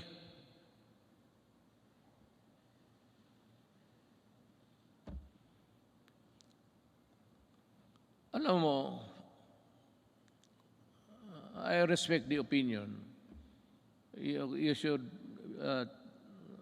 be aware by now of how I talk, especially on matters of crucial matters that involves the country. Ito bang arbitral ruling? I've said it I think in the later part of the speech. I said that what's your problem in the arbitral ruling? America and some Filipinos, brilliant Filipinos, I would say, keep on pushing for something which I really do not know. I have made a speech before the UN. Nakasump lang rin, nandito lang ako. Hindi ako pumunta doon. But in that speech, I laid down the bare, sabi ko, ng ating administrasyon. Ano pa ang gusto ninyo? What will I do with a document that is not bind China because they were never a part of that arbitration? There was really no arbitration at all because it was only the Philippine side was served. Well and good. But ito ngayon, that there is the arbitral ruling, you know, I do not want to insult these people pushing me for something more than what I can handle. At anong gusto nila makipagira? Do something. What do something? Do you want war against China? Well, I'll tell you, even on the coast beach of Palawan, before you can take off, the missile of China would be there in about 5 or 10 minutes.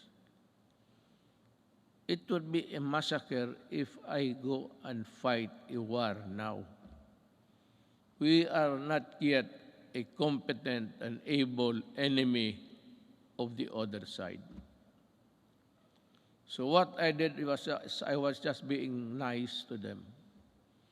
But for some people to say that I was helped by China in being president, these idiots, really. I will never do that. Hindi na bali ako, hindi ma-presidente, hindi talaga gagawin yan. To be, what? Receiving money from China to buy votes? They said that they help. Maybe in some Chinese communities, the gossip going around was that support Duterte. But the whole of the Chinese community in the Philippines went for me. Why? Kasi sa Davao nung mayor ako, ni minsan hindi ako tumatanggap baski Christmas gift. Dito marami dito sa Manila, presidente ako ngayon. Maraming nagpadala ng baril, kung ano diyan, gobs. Sabi ko, isauli mo yan. Yung mga relo, itong aking relo, it's IWC. This is only 300,000. But the patik that has come way me, sinauli ko talaga, return it. O pag hindi, itapon mo sa Pasig sa harapan nila. Hindi ako tinulungan ng China. Nag-usap kami ng China civilly, but after election. And after election, I was a good friend of presidency. Until now, when the pandemic struck, the first country I called for help was China. President Xi, sabi ko, President, we have no vaccination program here because we do not have the vaccines. We have not been able to invent one. We might have a hard time. He said, no, it's okay, we'll send you. And he sent us, I donated about 1,500,000 of vaccines. Ganon, kaya sabi ko, ako, lalo na kami mga Bisaya, mabigat sa amin yan, for us Bisayans, yung utang na loob, mabigat talaga yan. Hindi mo mabayaran ng pero pag may utang na loob ako sa iyo, you can be sure that I will be your friend, a true friend, and die for you. Pero itong China magdayo, bakit ako magpakamatay dyan? Yung sundalo ko, ubusin ko. How can we fight China? Do we have the weapons? Do we have the everything? Now comes America. They say that if the attack is against the Philippines, they will defend. But they issued a statement that America does not meddle in conflicts involving the boundaries of other nations. And if America has to go to war, you would have to go to Congress to get, American Congress to get that authority to go to war. That is why many presidents, hindi na lang, it was just not an error, a mistake, a malicious mistake. No president has ever been punished for attacking nations, getting into a fight with nothing. And if they come here, well, ang problema kasi nandito na yung balingiga, sa uli na lang natin, uli. Maybe I'll just return and pag ito it's no big deal to us, ring it until you die. Fulfilling my promise to our coconut farmers and the Filipino people, my administration has worked with Congress to pass the Coconut Farmers and Industry Trust Fund Act.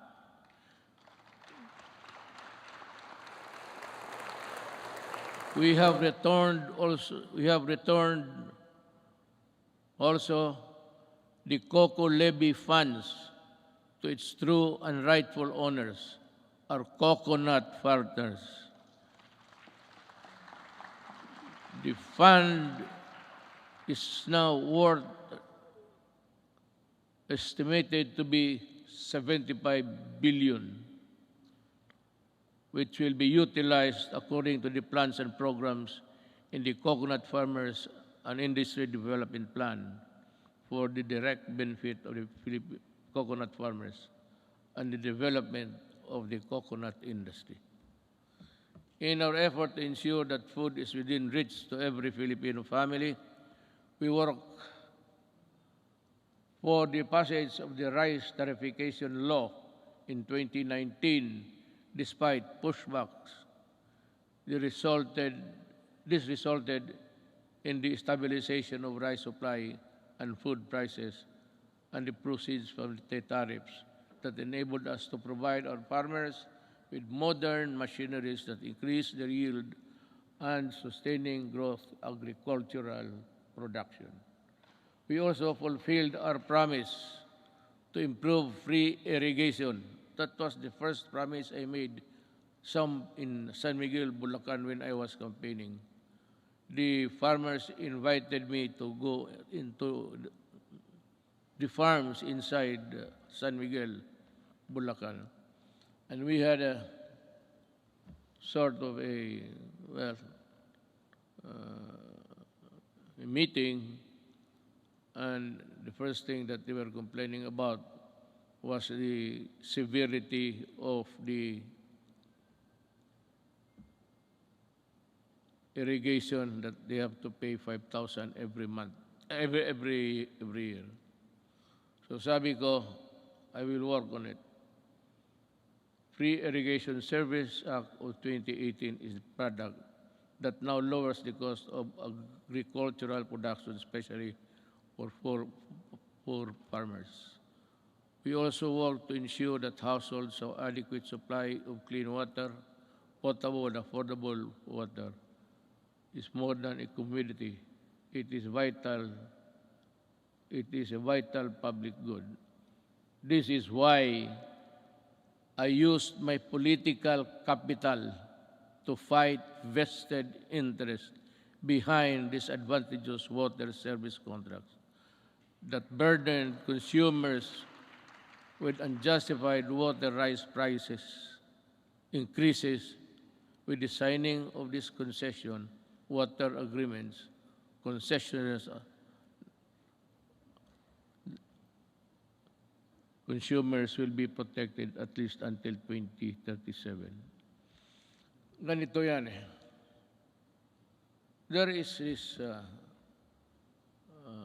concessionaire, dalawa. Ayaw ko na lang I will not mention names. Pero this is really what happened. Ang dalawang concessionaires, one in the south and the other one is north.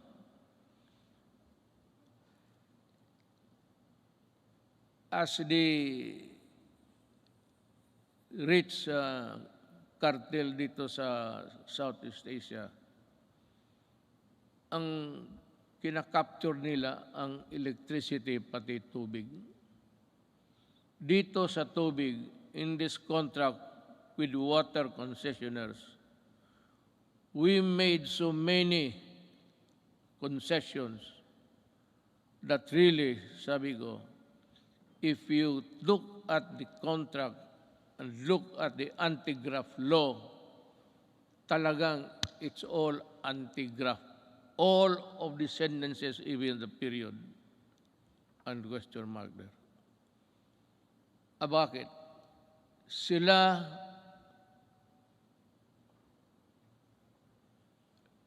walang problema sa tax because the people, consumers, will pay the taxes for them. Sila kung malugi, sabi na, hindi nila kasalanan, and I can think of it, through not of their own fault, sabi doon, bayaran natin sila malugi. We pay for the tax corporation nila. At sila ang mag-decide kung i-increase nila o i-decrease nila ang water prices. The regulators, itong mga regulators sa Pilipinas, walang magawa and they acceded to the contract. It was really, I do not know how to put it. Kaya ako nag-pardon, di ba nagmura ako? Sabi ko, biro mo kung malugi sila, babayaran pa natin. Tayo ang corporate tax nila. Tayo ang magbayad. And it's a cartel that service concessionaires are part of the cartel of Malaysia and Indonesia and they form part of that mother corporation. Itong mga sa Pilipinas, pati Malaysia, Indonesia, they are just, kumbaga sa storya, chapter lang yan sila. It's being controlled up by the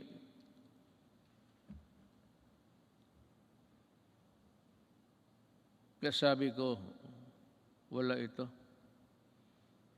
I told them, I told Dominguez, tell them that I am no longer honoring the contract. Meron pa doon, payment of itong tax, water treatment plant to be constructed in the Harrison Plaza site. Yun ang pinirmahan natin. So 1997 up to the present, or up to the month that I blew my top, nagbabayad, ewan ko kung ngayon nagbabayad, there's a, sa water bills ninyo for enhancement of quality water. Ang ibig sabihin, water treatment. And they were collecting since 1997. So until now, how much of the Filipinos' money are with them for nothing, not even for a song? Kaya ako, if there is something, hindi naman proud, but if there is something someday that my children will say, what have you done for my country? Sabihin ko, sila. talagang inupakan ko sila. Sabi ko, ayaw ninyo?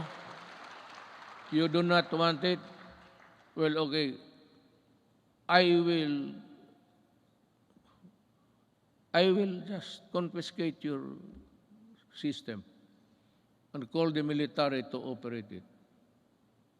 I will exercise the eminent domain and expropriate all of your assets here. Kasi gagawin ko.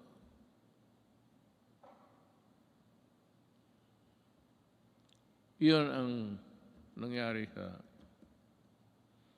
So that sinabi ko sa military in one of our meetings immediately after that incident, I said,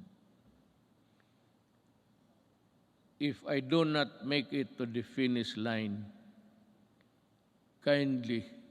look kindly at the Filipino at tanungin ninyo kung ano na ang nangyari sa kanila. Yang tubig na yan. Now there is a new contract. I have not yet, I have to thoroughly digest it inside. I have to absorb it, every word of it, that the Filipino is protected. Pag nandyan na yan, then I will sign. But I will not forget. I'm telling them the crime is there already. And any Filipino who would want to go after you can. Sabi ko, I will not free you. I will not, there's no waiver in you. I will never allow that. Just make a new contract. Just realize every day that I can call you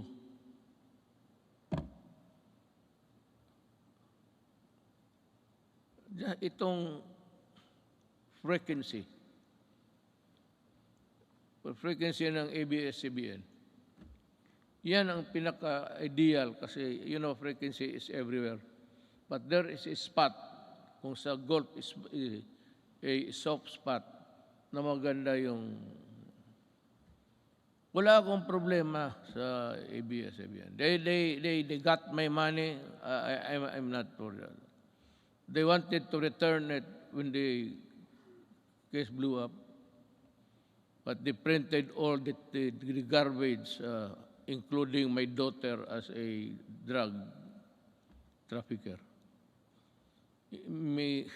Nilamon ko na lang lahat yun because I never wanted to appear vindictive. But itong they are cheating government by the billions in taxes. And they still want that frequency because yan ang pinapag-awayan. No. I will give it to a Filipino na gustong magawa ng tamang unpay. Because isa ABS-CBN, even their equipments were imported tax-free. Kaya talaga ako hindi magpapayag. They still owe government billions. In the contract dyan sa nakalagay doon 4 hectares. So ang binabayaran nila 4 hectares sa property tax. Suppose occupying 40 hectares. That complex there. Pero ginamit nila na papel, yung 4 hectares. Yun lang ang binabayaran nila. Kung hindi ba naman, kaya ko sila inaway. Well, our micro, small, and medium enterprises, or MSMEs, constitute 99.6% of our country's businesses and are vital to economic activity, job creation, and poverty reduction. Iparamdam natin ang ating malasakit sa maliliit na negosyante sa pamamagitan ng Pondo sa Pagbago at Pag-asenso Program since 2017. Meron na tayo yun. We have the program. The program has provided over 219,000 underprivileged microeconomic entrepreneurs with an alternative to the exploitive lending 5-6. Yan ang nakaano sa... Do you know what? Maybe I have to go to, if need be, I have to go to India. Yung 5-6 nila ng Turko, tinatawag ng Turko, kung maghiram ka sa kanila ng 10,000, pahiramin kanyang, hindi pera 10,000, 7,000 lang. And the others, mga refrigerator or the things that you do not even need in the house, bilhin mo sa kanila, sala set, lahat na. That is part of the money. You do not want the furnitures, the refrigerators, they won't give you the... Kaya ang Pilipino nabuktot, alam mo buktot, naging hunchback na lang sa trabaho, ganun pa man. Kaya ako, sabihin ko itong mga Turko, you better come up with a fair scheme. If you want to go into business, money lending, but not at that usury 1,000 times. Likewise, to further support development of our micro and small business, we initiated radical reforms in the tax system to ease the taxation burden and increase the net income of lower wage earners and small businesses. Thanks to Congress.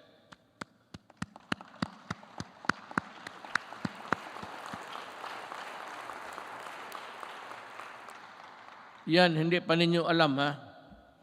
Sabi ko lang, thanks to Congress and our revenue-generating agencies, our tax reform sustained our economic growth from the third quarter of 2016 to the fourth quarter of 2019, which made the Philippines one of the fastest-growing economies in Asia until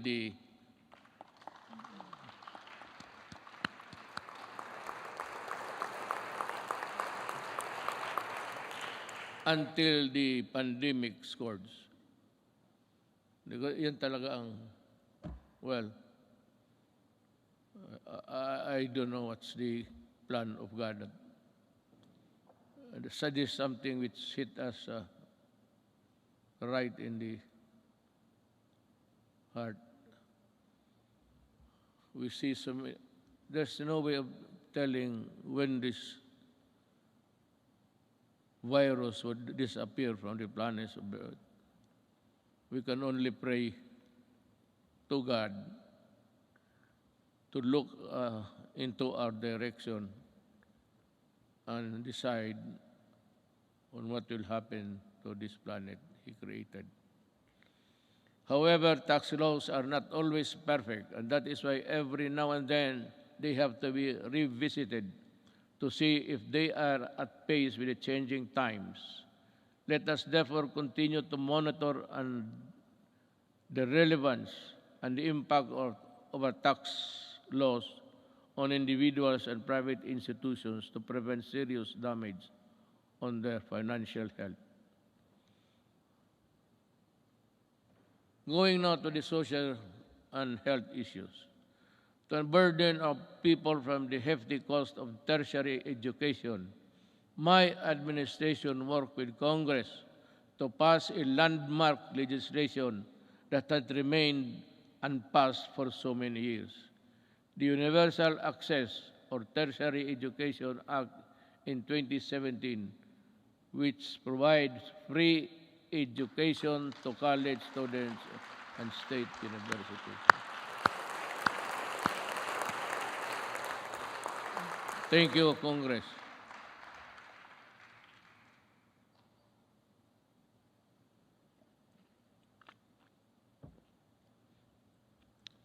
We also passed the Universal Health Care Act in 2019. And to supplement this, I also signed into law the Malasakit Centers Act in 2019.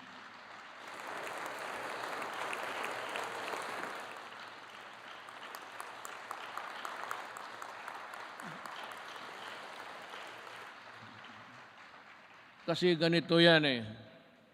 Pag ang pobreng Pilipino na sa ospital, magpunta pa siya doon sa kung saan makahingi ng tulong. So, ang ginawa, just like in Davao, ginawa namin, yung lahat na kailangan, yung internal revenue, kung nandyan, business permit, dyan na lang sa isang lugar, medisina, kunin nila. Dyan mismo sa hospital. Hindi na sila maglakad-lakad. And to me, that is one of the most, let me find the right word, a poignant act of Congress and of the Executive Department.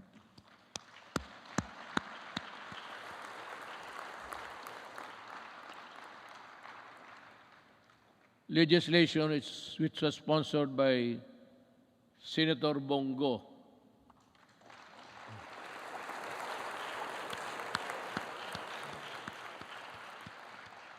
If you feel like standing up, you can, Senator.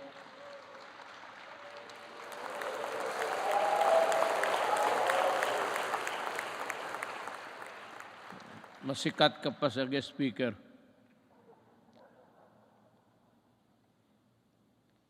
Unburden our peoples with the tedious process of going to various agencies and offices in order to avail assistance from government.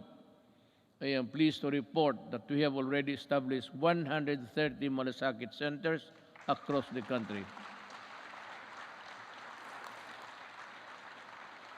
That has already helped millions of Filipinos in their hospitalization needs. By establishing malasakit centers all over the country, we have actually leveled the playing field and provide our less fortunate countrymen the medical care they deserve. We will be establishing more, God willing, if we are still around. Sa pagtatag ng malasakit center, hindi po kailangan lumapit at humingi ng tulong sa iba't ibang ahensya ng gobyerno. Ang gobyerno na ang lumalapit sa tao.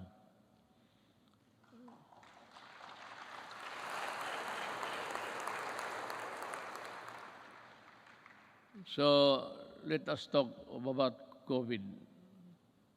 It's mentioned everywhere in the speech, but what's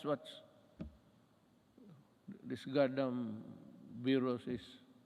I have to admit, back when I decided to answer your call and run for higher office, never did I imagine that my presidency would not only be judged by how I made good in my campaign promises in fighting illegal drugs, criminality, corruption, but how well I led our nation during the global pandemic. Hindi na ako makapronounce ng buti, baka mayroon na ako. May ambulansya ba dyan? Mukhang iba na ang, I cannot pronounce the words. I hope this is not a symptomatic. Prior to the pandemic, we recorded our lowest debt to GDP ratio since 1986, the highest revenue effort since 1997, the highest credit rating in the country's history, yung sa bangko. Because if your rating is high, it's easy to borrow at maliit lang ang interest. That is the dynamics of a rating by fits and poor, mga ganon. So, and the lowest rates of unemployment and underemployment and poverty, well, it's still there. It is beyond dispute that our economic governance fundamentals were robust when COVID-19 hit us. I am sure that much can be said about the way we took on the daunting challenge of preserving lives while sustaining our momentum towards the developmental, dito na lang ako,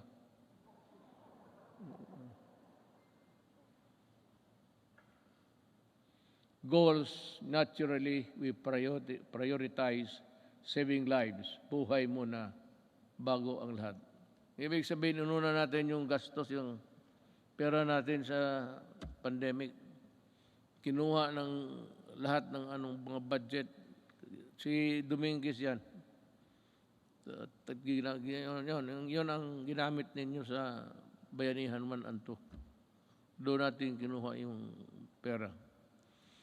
We move quickly to safeguard the well-being of every Filipino through preventive and responsive health and safety measures and broad inclusive social amelioration programs, or SAP.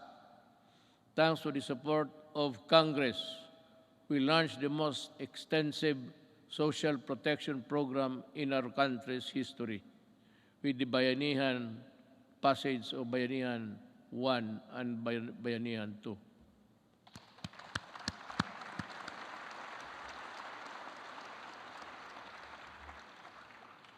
Indeed, our national health system and the resilience which were tested to the health.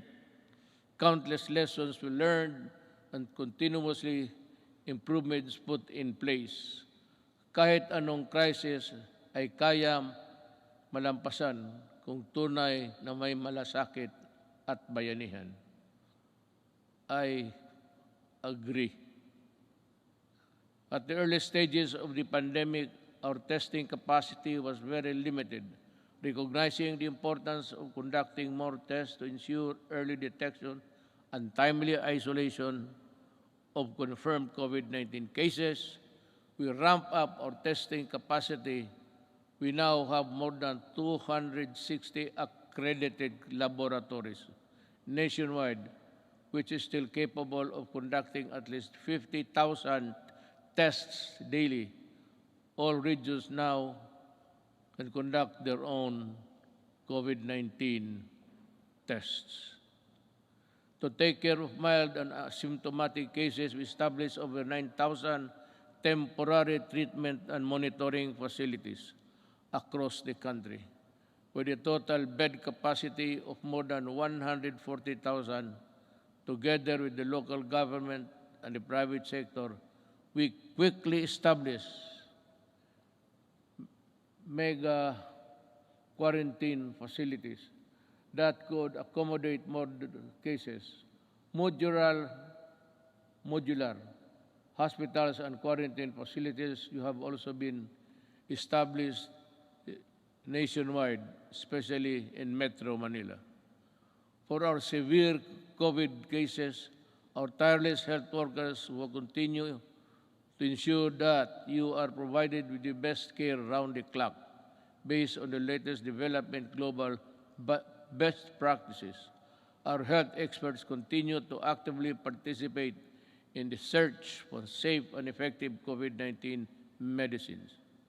With the help of Congress, kita mo sa lahat, I never said, wala kang magiging ito that developed caused the construction of a bridge that is nowhere to be found today. Ako sa inyo talaga, with the help of Congress, we passed 13 measures that establish the new and improved the capacity of existing hospitals around the country to provide quality care and services. Our people, especially amid the ongoing pandemic-19.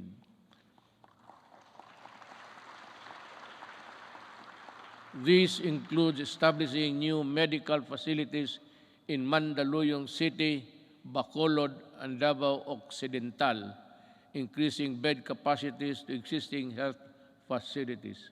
In Quezon City, Ilocos Sur, La Union, and Palawan, the upgrading of health facilities in that area to include Leyte. Currently, we have received over 30 million doses of COVID-19 vaccines. We expect to at least receive 36 million vaccines this month, and in August, we have inoculated more than 7 million Filipinos which have received the first dose, at least 17 million.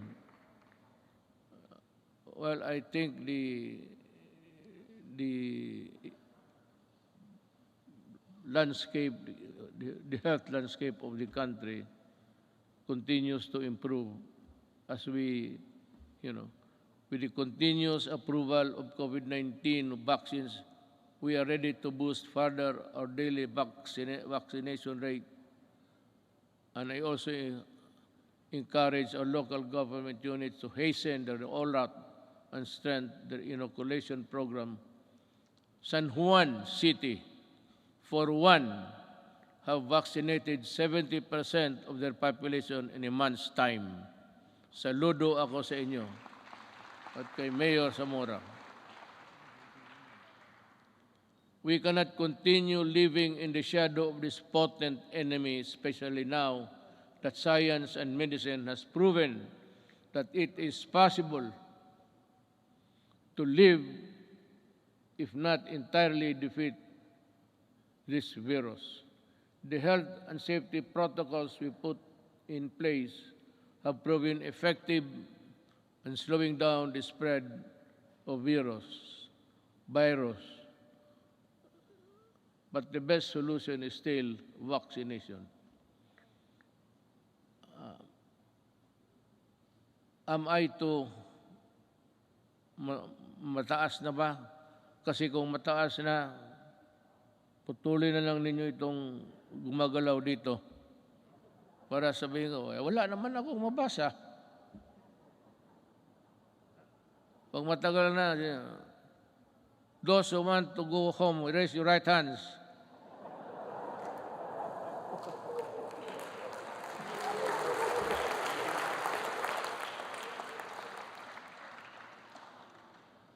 Pati si Monsignor, wakang taas niya kamay niya. That is why I implore our countrymen who are now in the list of sectors to be inoculated to get vaccinated now.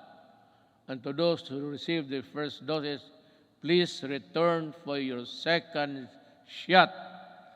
I also ask for patience for those who are next in line to receive vaccine. More and more COVID-19 vaccines are arriving each week, and you will soon have your turn. Corollary to this, it is high time that clear and precise uniform protocol and guidelines are issued in anticipation of the vaccination of more Filipinos and the steady reopening of our society. Pagpasensyahan niyo ako, I beg your kind indulgence. But I have to talk about something which would affect us all. It seems that this government is too far away from the people. Yung serbisyo talaga na totoo. Nung isang araw nakita ko, I don't have to know what place was that. Ang mga tao nakapila. And they said that they were there at 4 o'clock. Lumalakas yung ulan, sa payong lang sila. So nanonood ako sa report because I listen to the report every morning. Makukuha mo sa mga radio station yan. So I was having breakfast. I was listening to their TV. At nakita ko yung mga tao nakapila doon, malakas ang ulan. Sabi ko,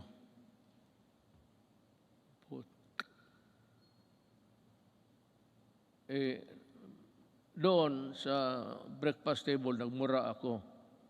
Pero dito, good boy man ako kay may mga religious dyan. Baka I thus call on the National Task Force Against COVID-19 to see to it that this happens. The protection. We have spent enormous amounts of resources to build our capacities to overcome this pandemic.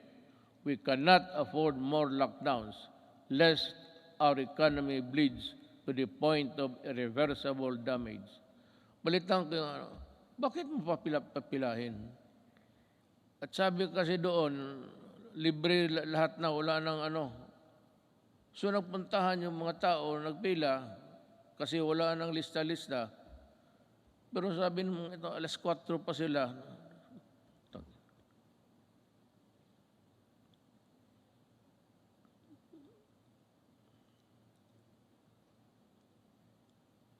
Hindi lang ako pwedeng alam mo, sa totoo lang, hindi naman ako nagyayabang.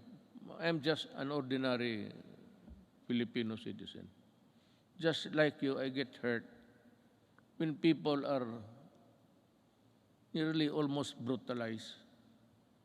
Bakit hindi ka magkuha? It's rain time. Malakas ang monsoon, southwest monsoon, dumadaan talaga sa Pilipinas. Gamitin mo utak mo. You should look for a gym. At bigyan mo lahat ng tao ng number. Hanggang dito lang po. Hanggang dito lang tayo. Balik kayo. Itong bukas, from 15 to 20, kayo na naman bukas. Bigyan mo lang card. Prepare a card where you can, the marshal will go around the queuing na bakit mo, hindi ko maintindihan, this media, hindi ko maintindihan bakit gawain mo yan sa Pilipino. Yan ang tinatanong ko. Why do you have to do it to the Filipino? You can always, maghanap ka ng, there's always a gymnasium. Mga eskwelahan, walang klase ngayon. Bakit hindi mo gamitin doon? Bakit maghanap ng isang tarantado?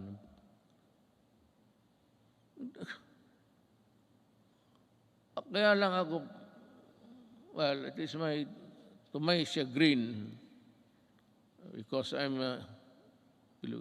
gusto kong lumabas.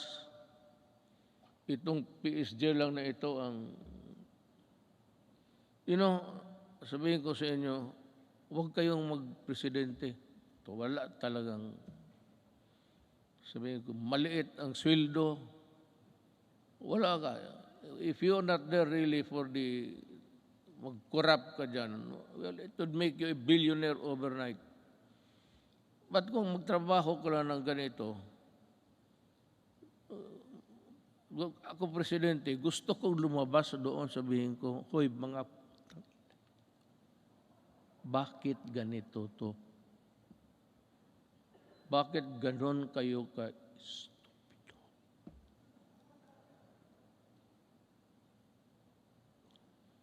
The Filipino does not deserve it. Even if they are not paying taxes. Because the theory of government is that all money belongs to the people. And the money is there. It belongs to all of us. And it should be used for public good. But what is the use of public good if you are not good and stupid? So, ganun ang mangyayari sa Pilipino. I'm just letting off my... Kasi kung hindi lang talaga bawal, itong PSG, hindi ako pinapalabas. Magsabi ko, magpunta ako na, sir, hindi pwede yan, hindi pwede. Kulong talaga ako. magpresidente ka, totoo lang, you are a prisoner. You are brought here, kunyari ka pa, di chopper ka, di gwardya, patos uwi ka doon sa bahay mo, tapos hindi ka na makalabas. Priso ka talaga. Tawagin mo ang security, yung gusto kong pumunta, sir, pasensya na. Tapos paggalitan mo, sabihin mo, sir, ang authority namin does not come from you. It comes from a law. So, kami ang masunod. Talagang, sige ka, perma, bunch of papers, you read it hanggang umaga, trabaho ka. Sweldo mo, ganun lang. Just give me 219,000. Tapos ganun ang trabaho. Mag-isa ko. Butit ngayon, kaya nandito yung asawa ko at dito yung anak ko. Nabubuhay yung loob ko, mag-uwi ako sa bahay ngayon. Looking forward. Today is my last State of the Nation address. But this is by no means my swan song.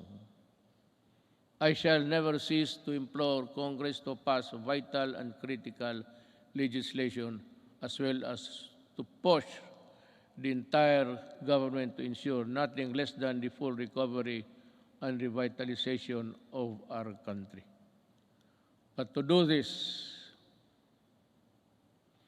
it is necessary for us to first overcome the crippling fear, anxiety, and uncertainty that was caused by the threat of the COVID-19 virus. Well, I really do not know what to do. I have to listen to the task force. This is a group of people volunteering to be a collective advisor or that would give you the advice collectively, we put it that way, na sila ang magsabi. And we're just waiting for the word. I am referring to COVID-D, Delta. It is rampaging now in Indonesia, Thailand, India, and many parts of Asia. And ang sabi doon sa the Western medicine says that it is far more aggressive and far more dangerous, and it can cause death easily than the COVID-19 original. So this is as good as any other time to say it. If says that it is really dangerous, you have to go back to lockdown. If there are many people in other parts of the world killing as many than Delta, if ever it will spread, we have it here now. I hope it will not go any further. But if something wrong happens, I'll have to be strict. And I have now my word that there will be, just like what happened in the early days. Kung ganon ang COVID-D, saan tayo pupunta? And if it requires a new vaccine, we do not have it yet. I don't know what, maybe we'll just have to pray for salvation. Sabihin natin, Diyos, we have done everything, but this time we are really put hard on on these things that happen. Rest assured, we will exert every effort to ensure the lost livelihood of our affected countrymen. I have recently signed an executive order creating a task force that will shepherd the country's national employment recovery strategy. The task force recently partnered with the Employers Federation of the Philippines to implement the reforms Rebound and Recover program that aims to vaccinate qualified workers to fill in more than 1 million jobs. These jobs will be created by business association in the fields of construction, information, technology, POP, and electronic to our business association. Thank you for joining in our effort to bring back lost income opportunities for our workforce. Another important component of our employment recovery strategy is the retooling of our workers to prepare them to better job opportunities. Since the start of the community quarantine, over 1.5 million availed of the TESDA's free online training program. I am directing the National Employment Recovery Strategy Task Force, particularly TESDA, to ensure the upskilling of our workers and increase their employability.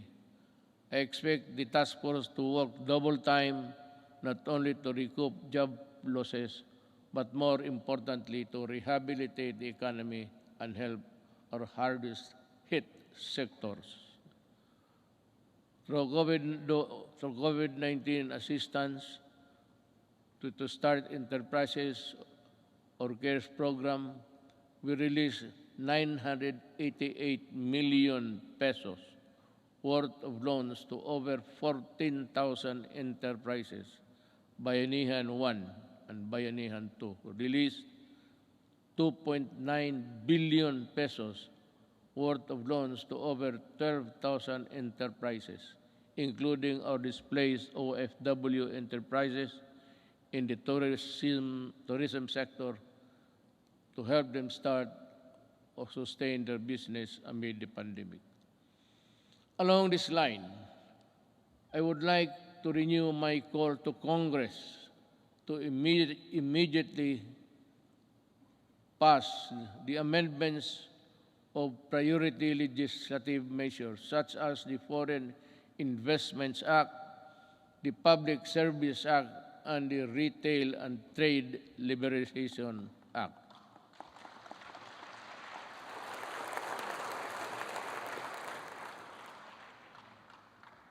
Your applause went well ahead of its realization.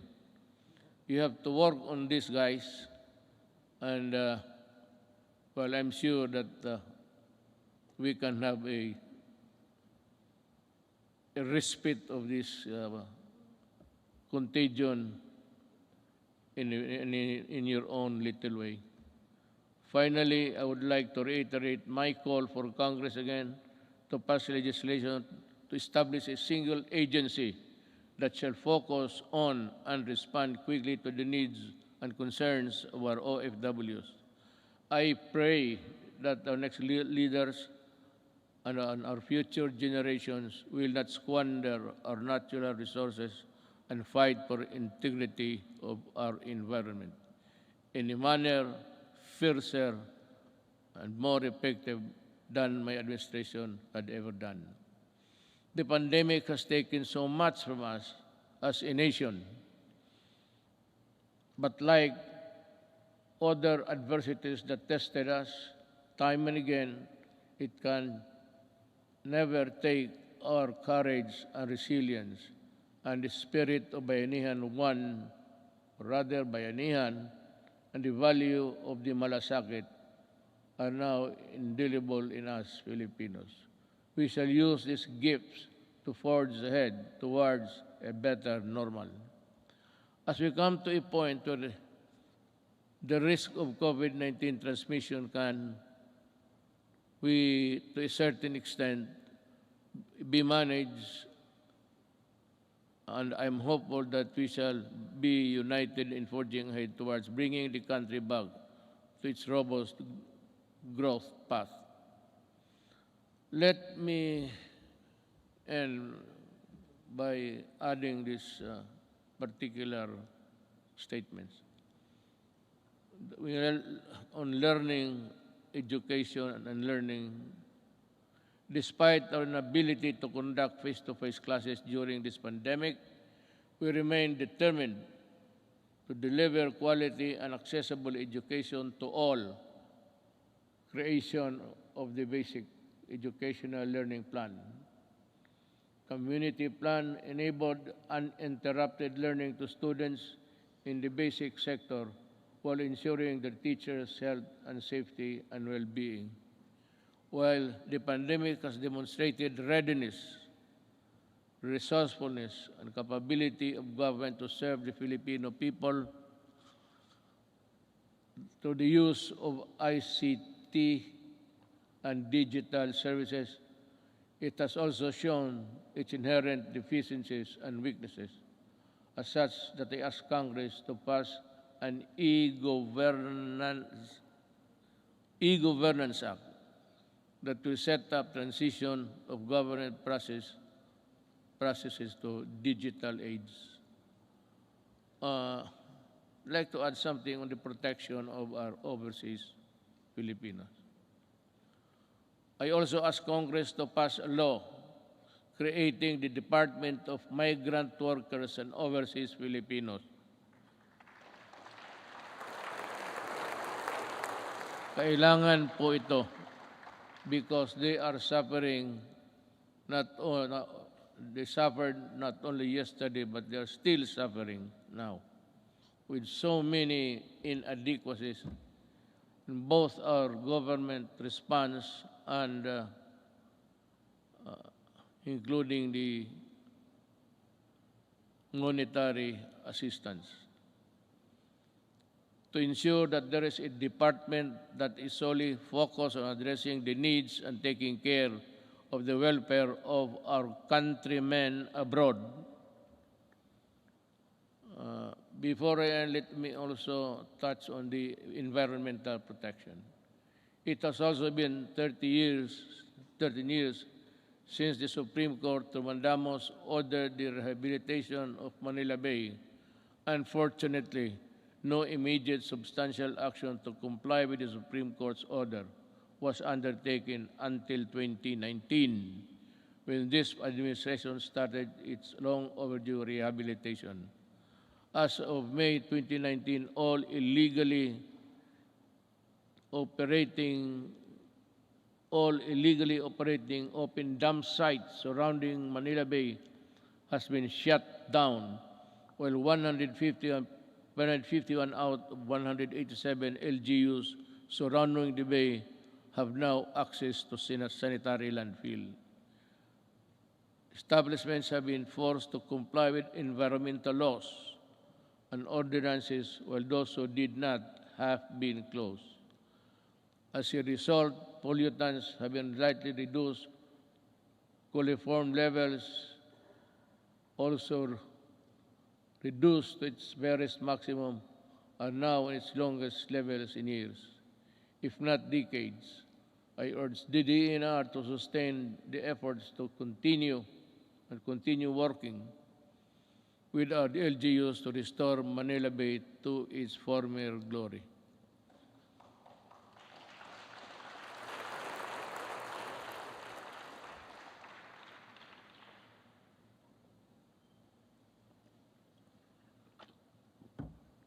You know, just one little thing before we end.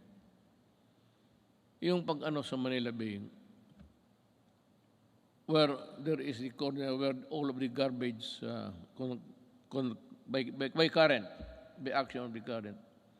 Nandito marami sa likod ng Luneta.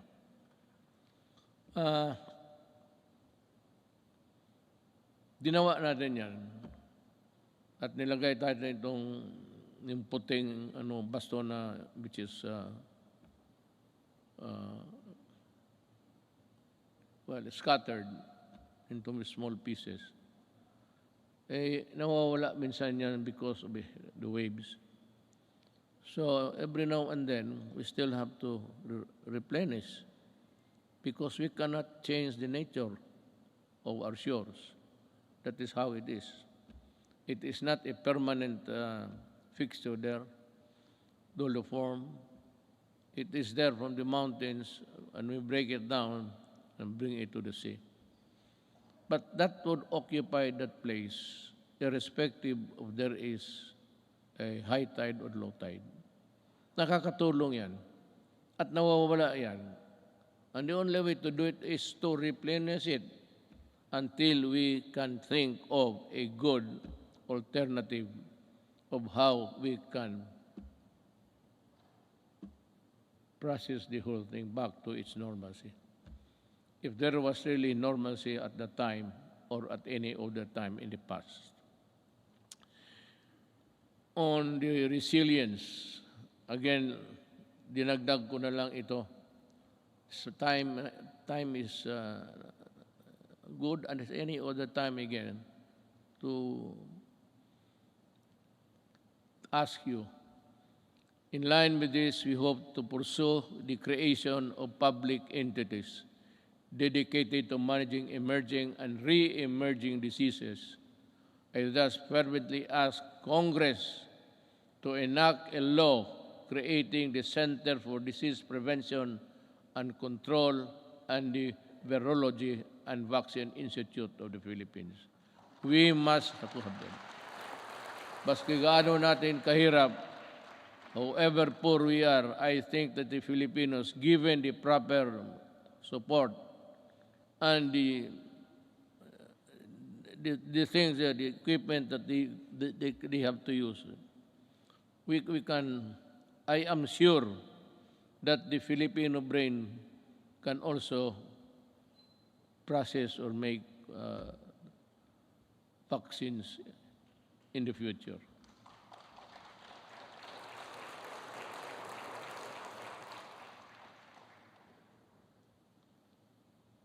Tapos na po yan, ma'am. I ask Congress to pass the Disaster Resilience Act that will create the Department of Disaster Resilience.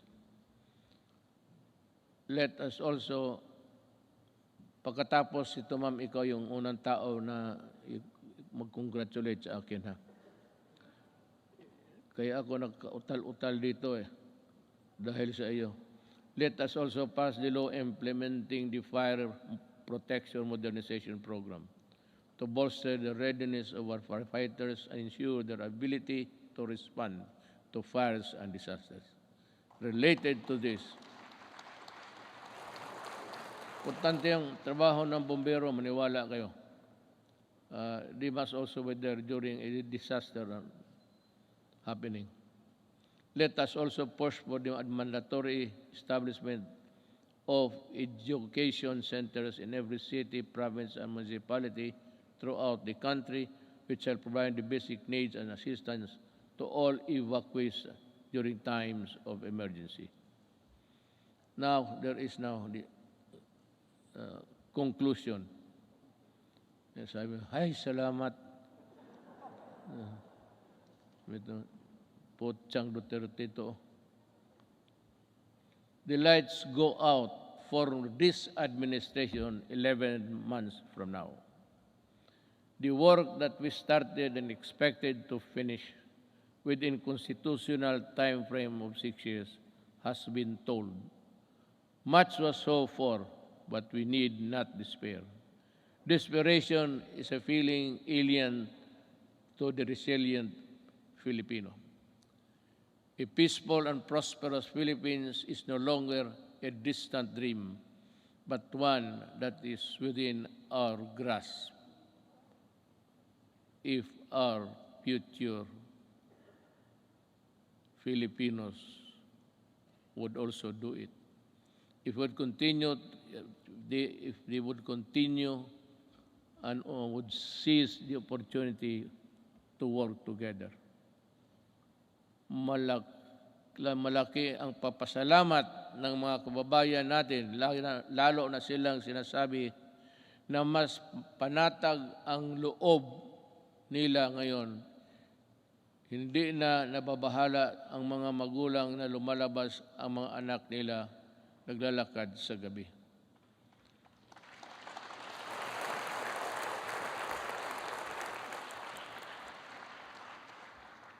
I will not elaborate on anything. You can draw your conclusion. Alam mo, when the Filipino, a father, a mother, or a child, naglalakad sa gabi, at siya ay, gaya ng iba, even in America, you go into the inner cities of LA and New York, Washington, D.C., there's a corner there, they say, do not go there because you'll not come out alive.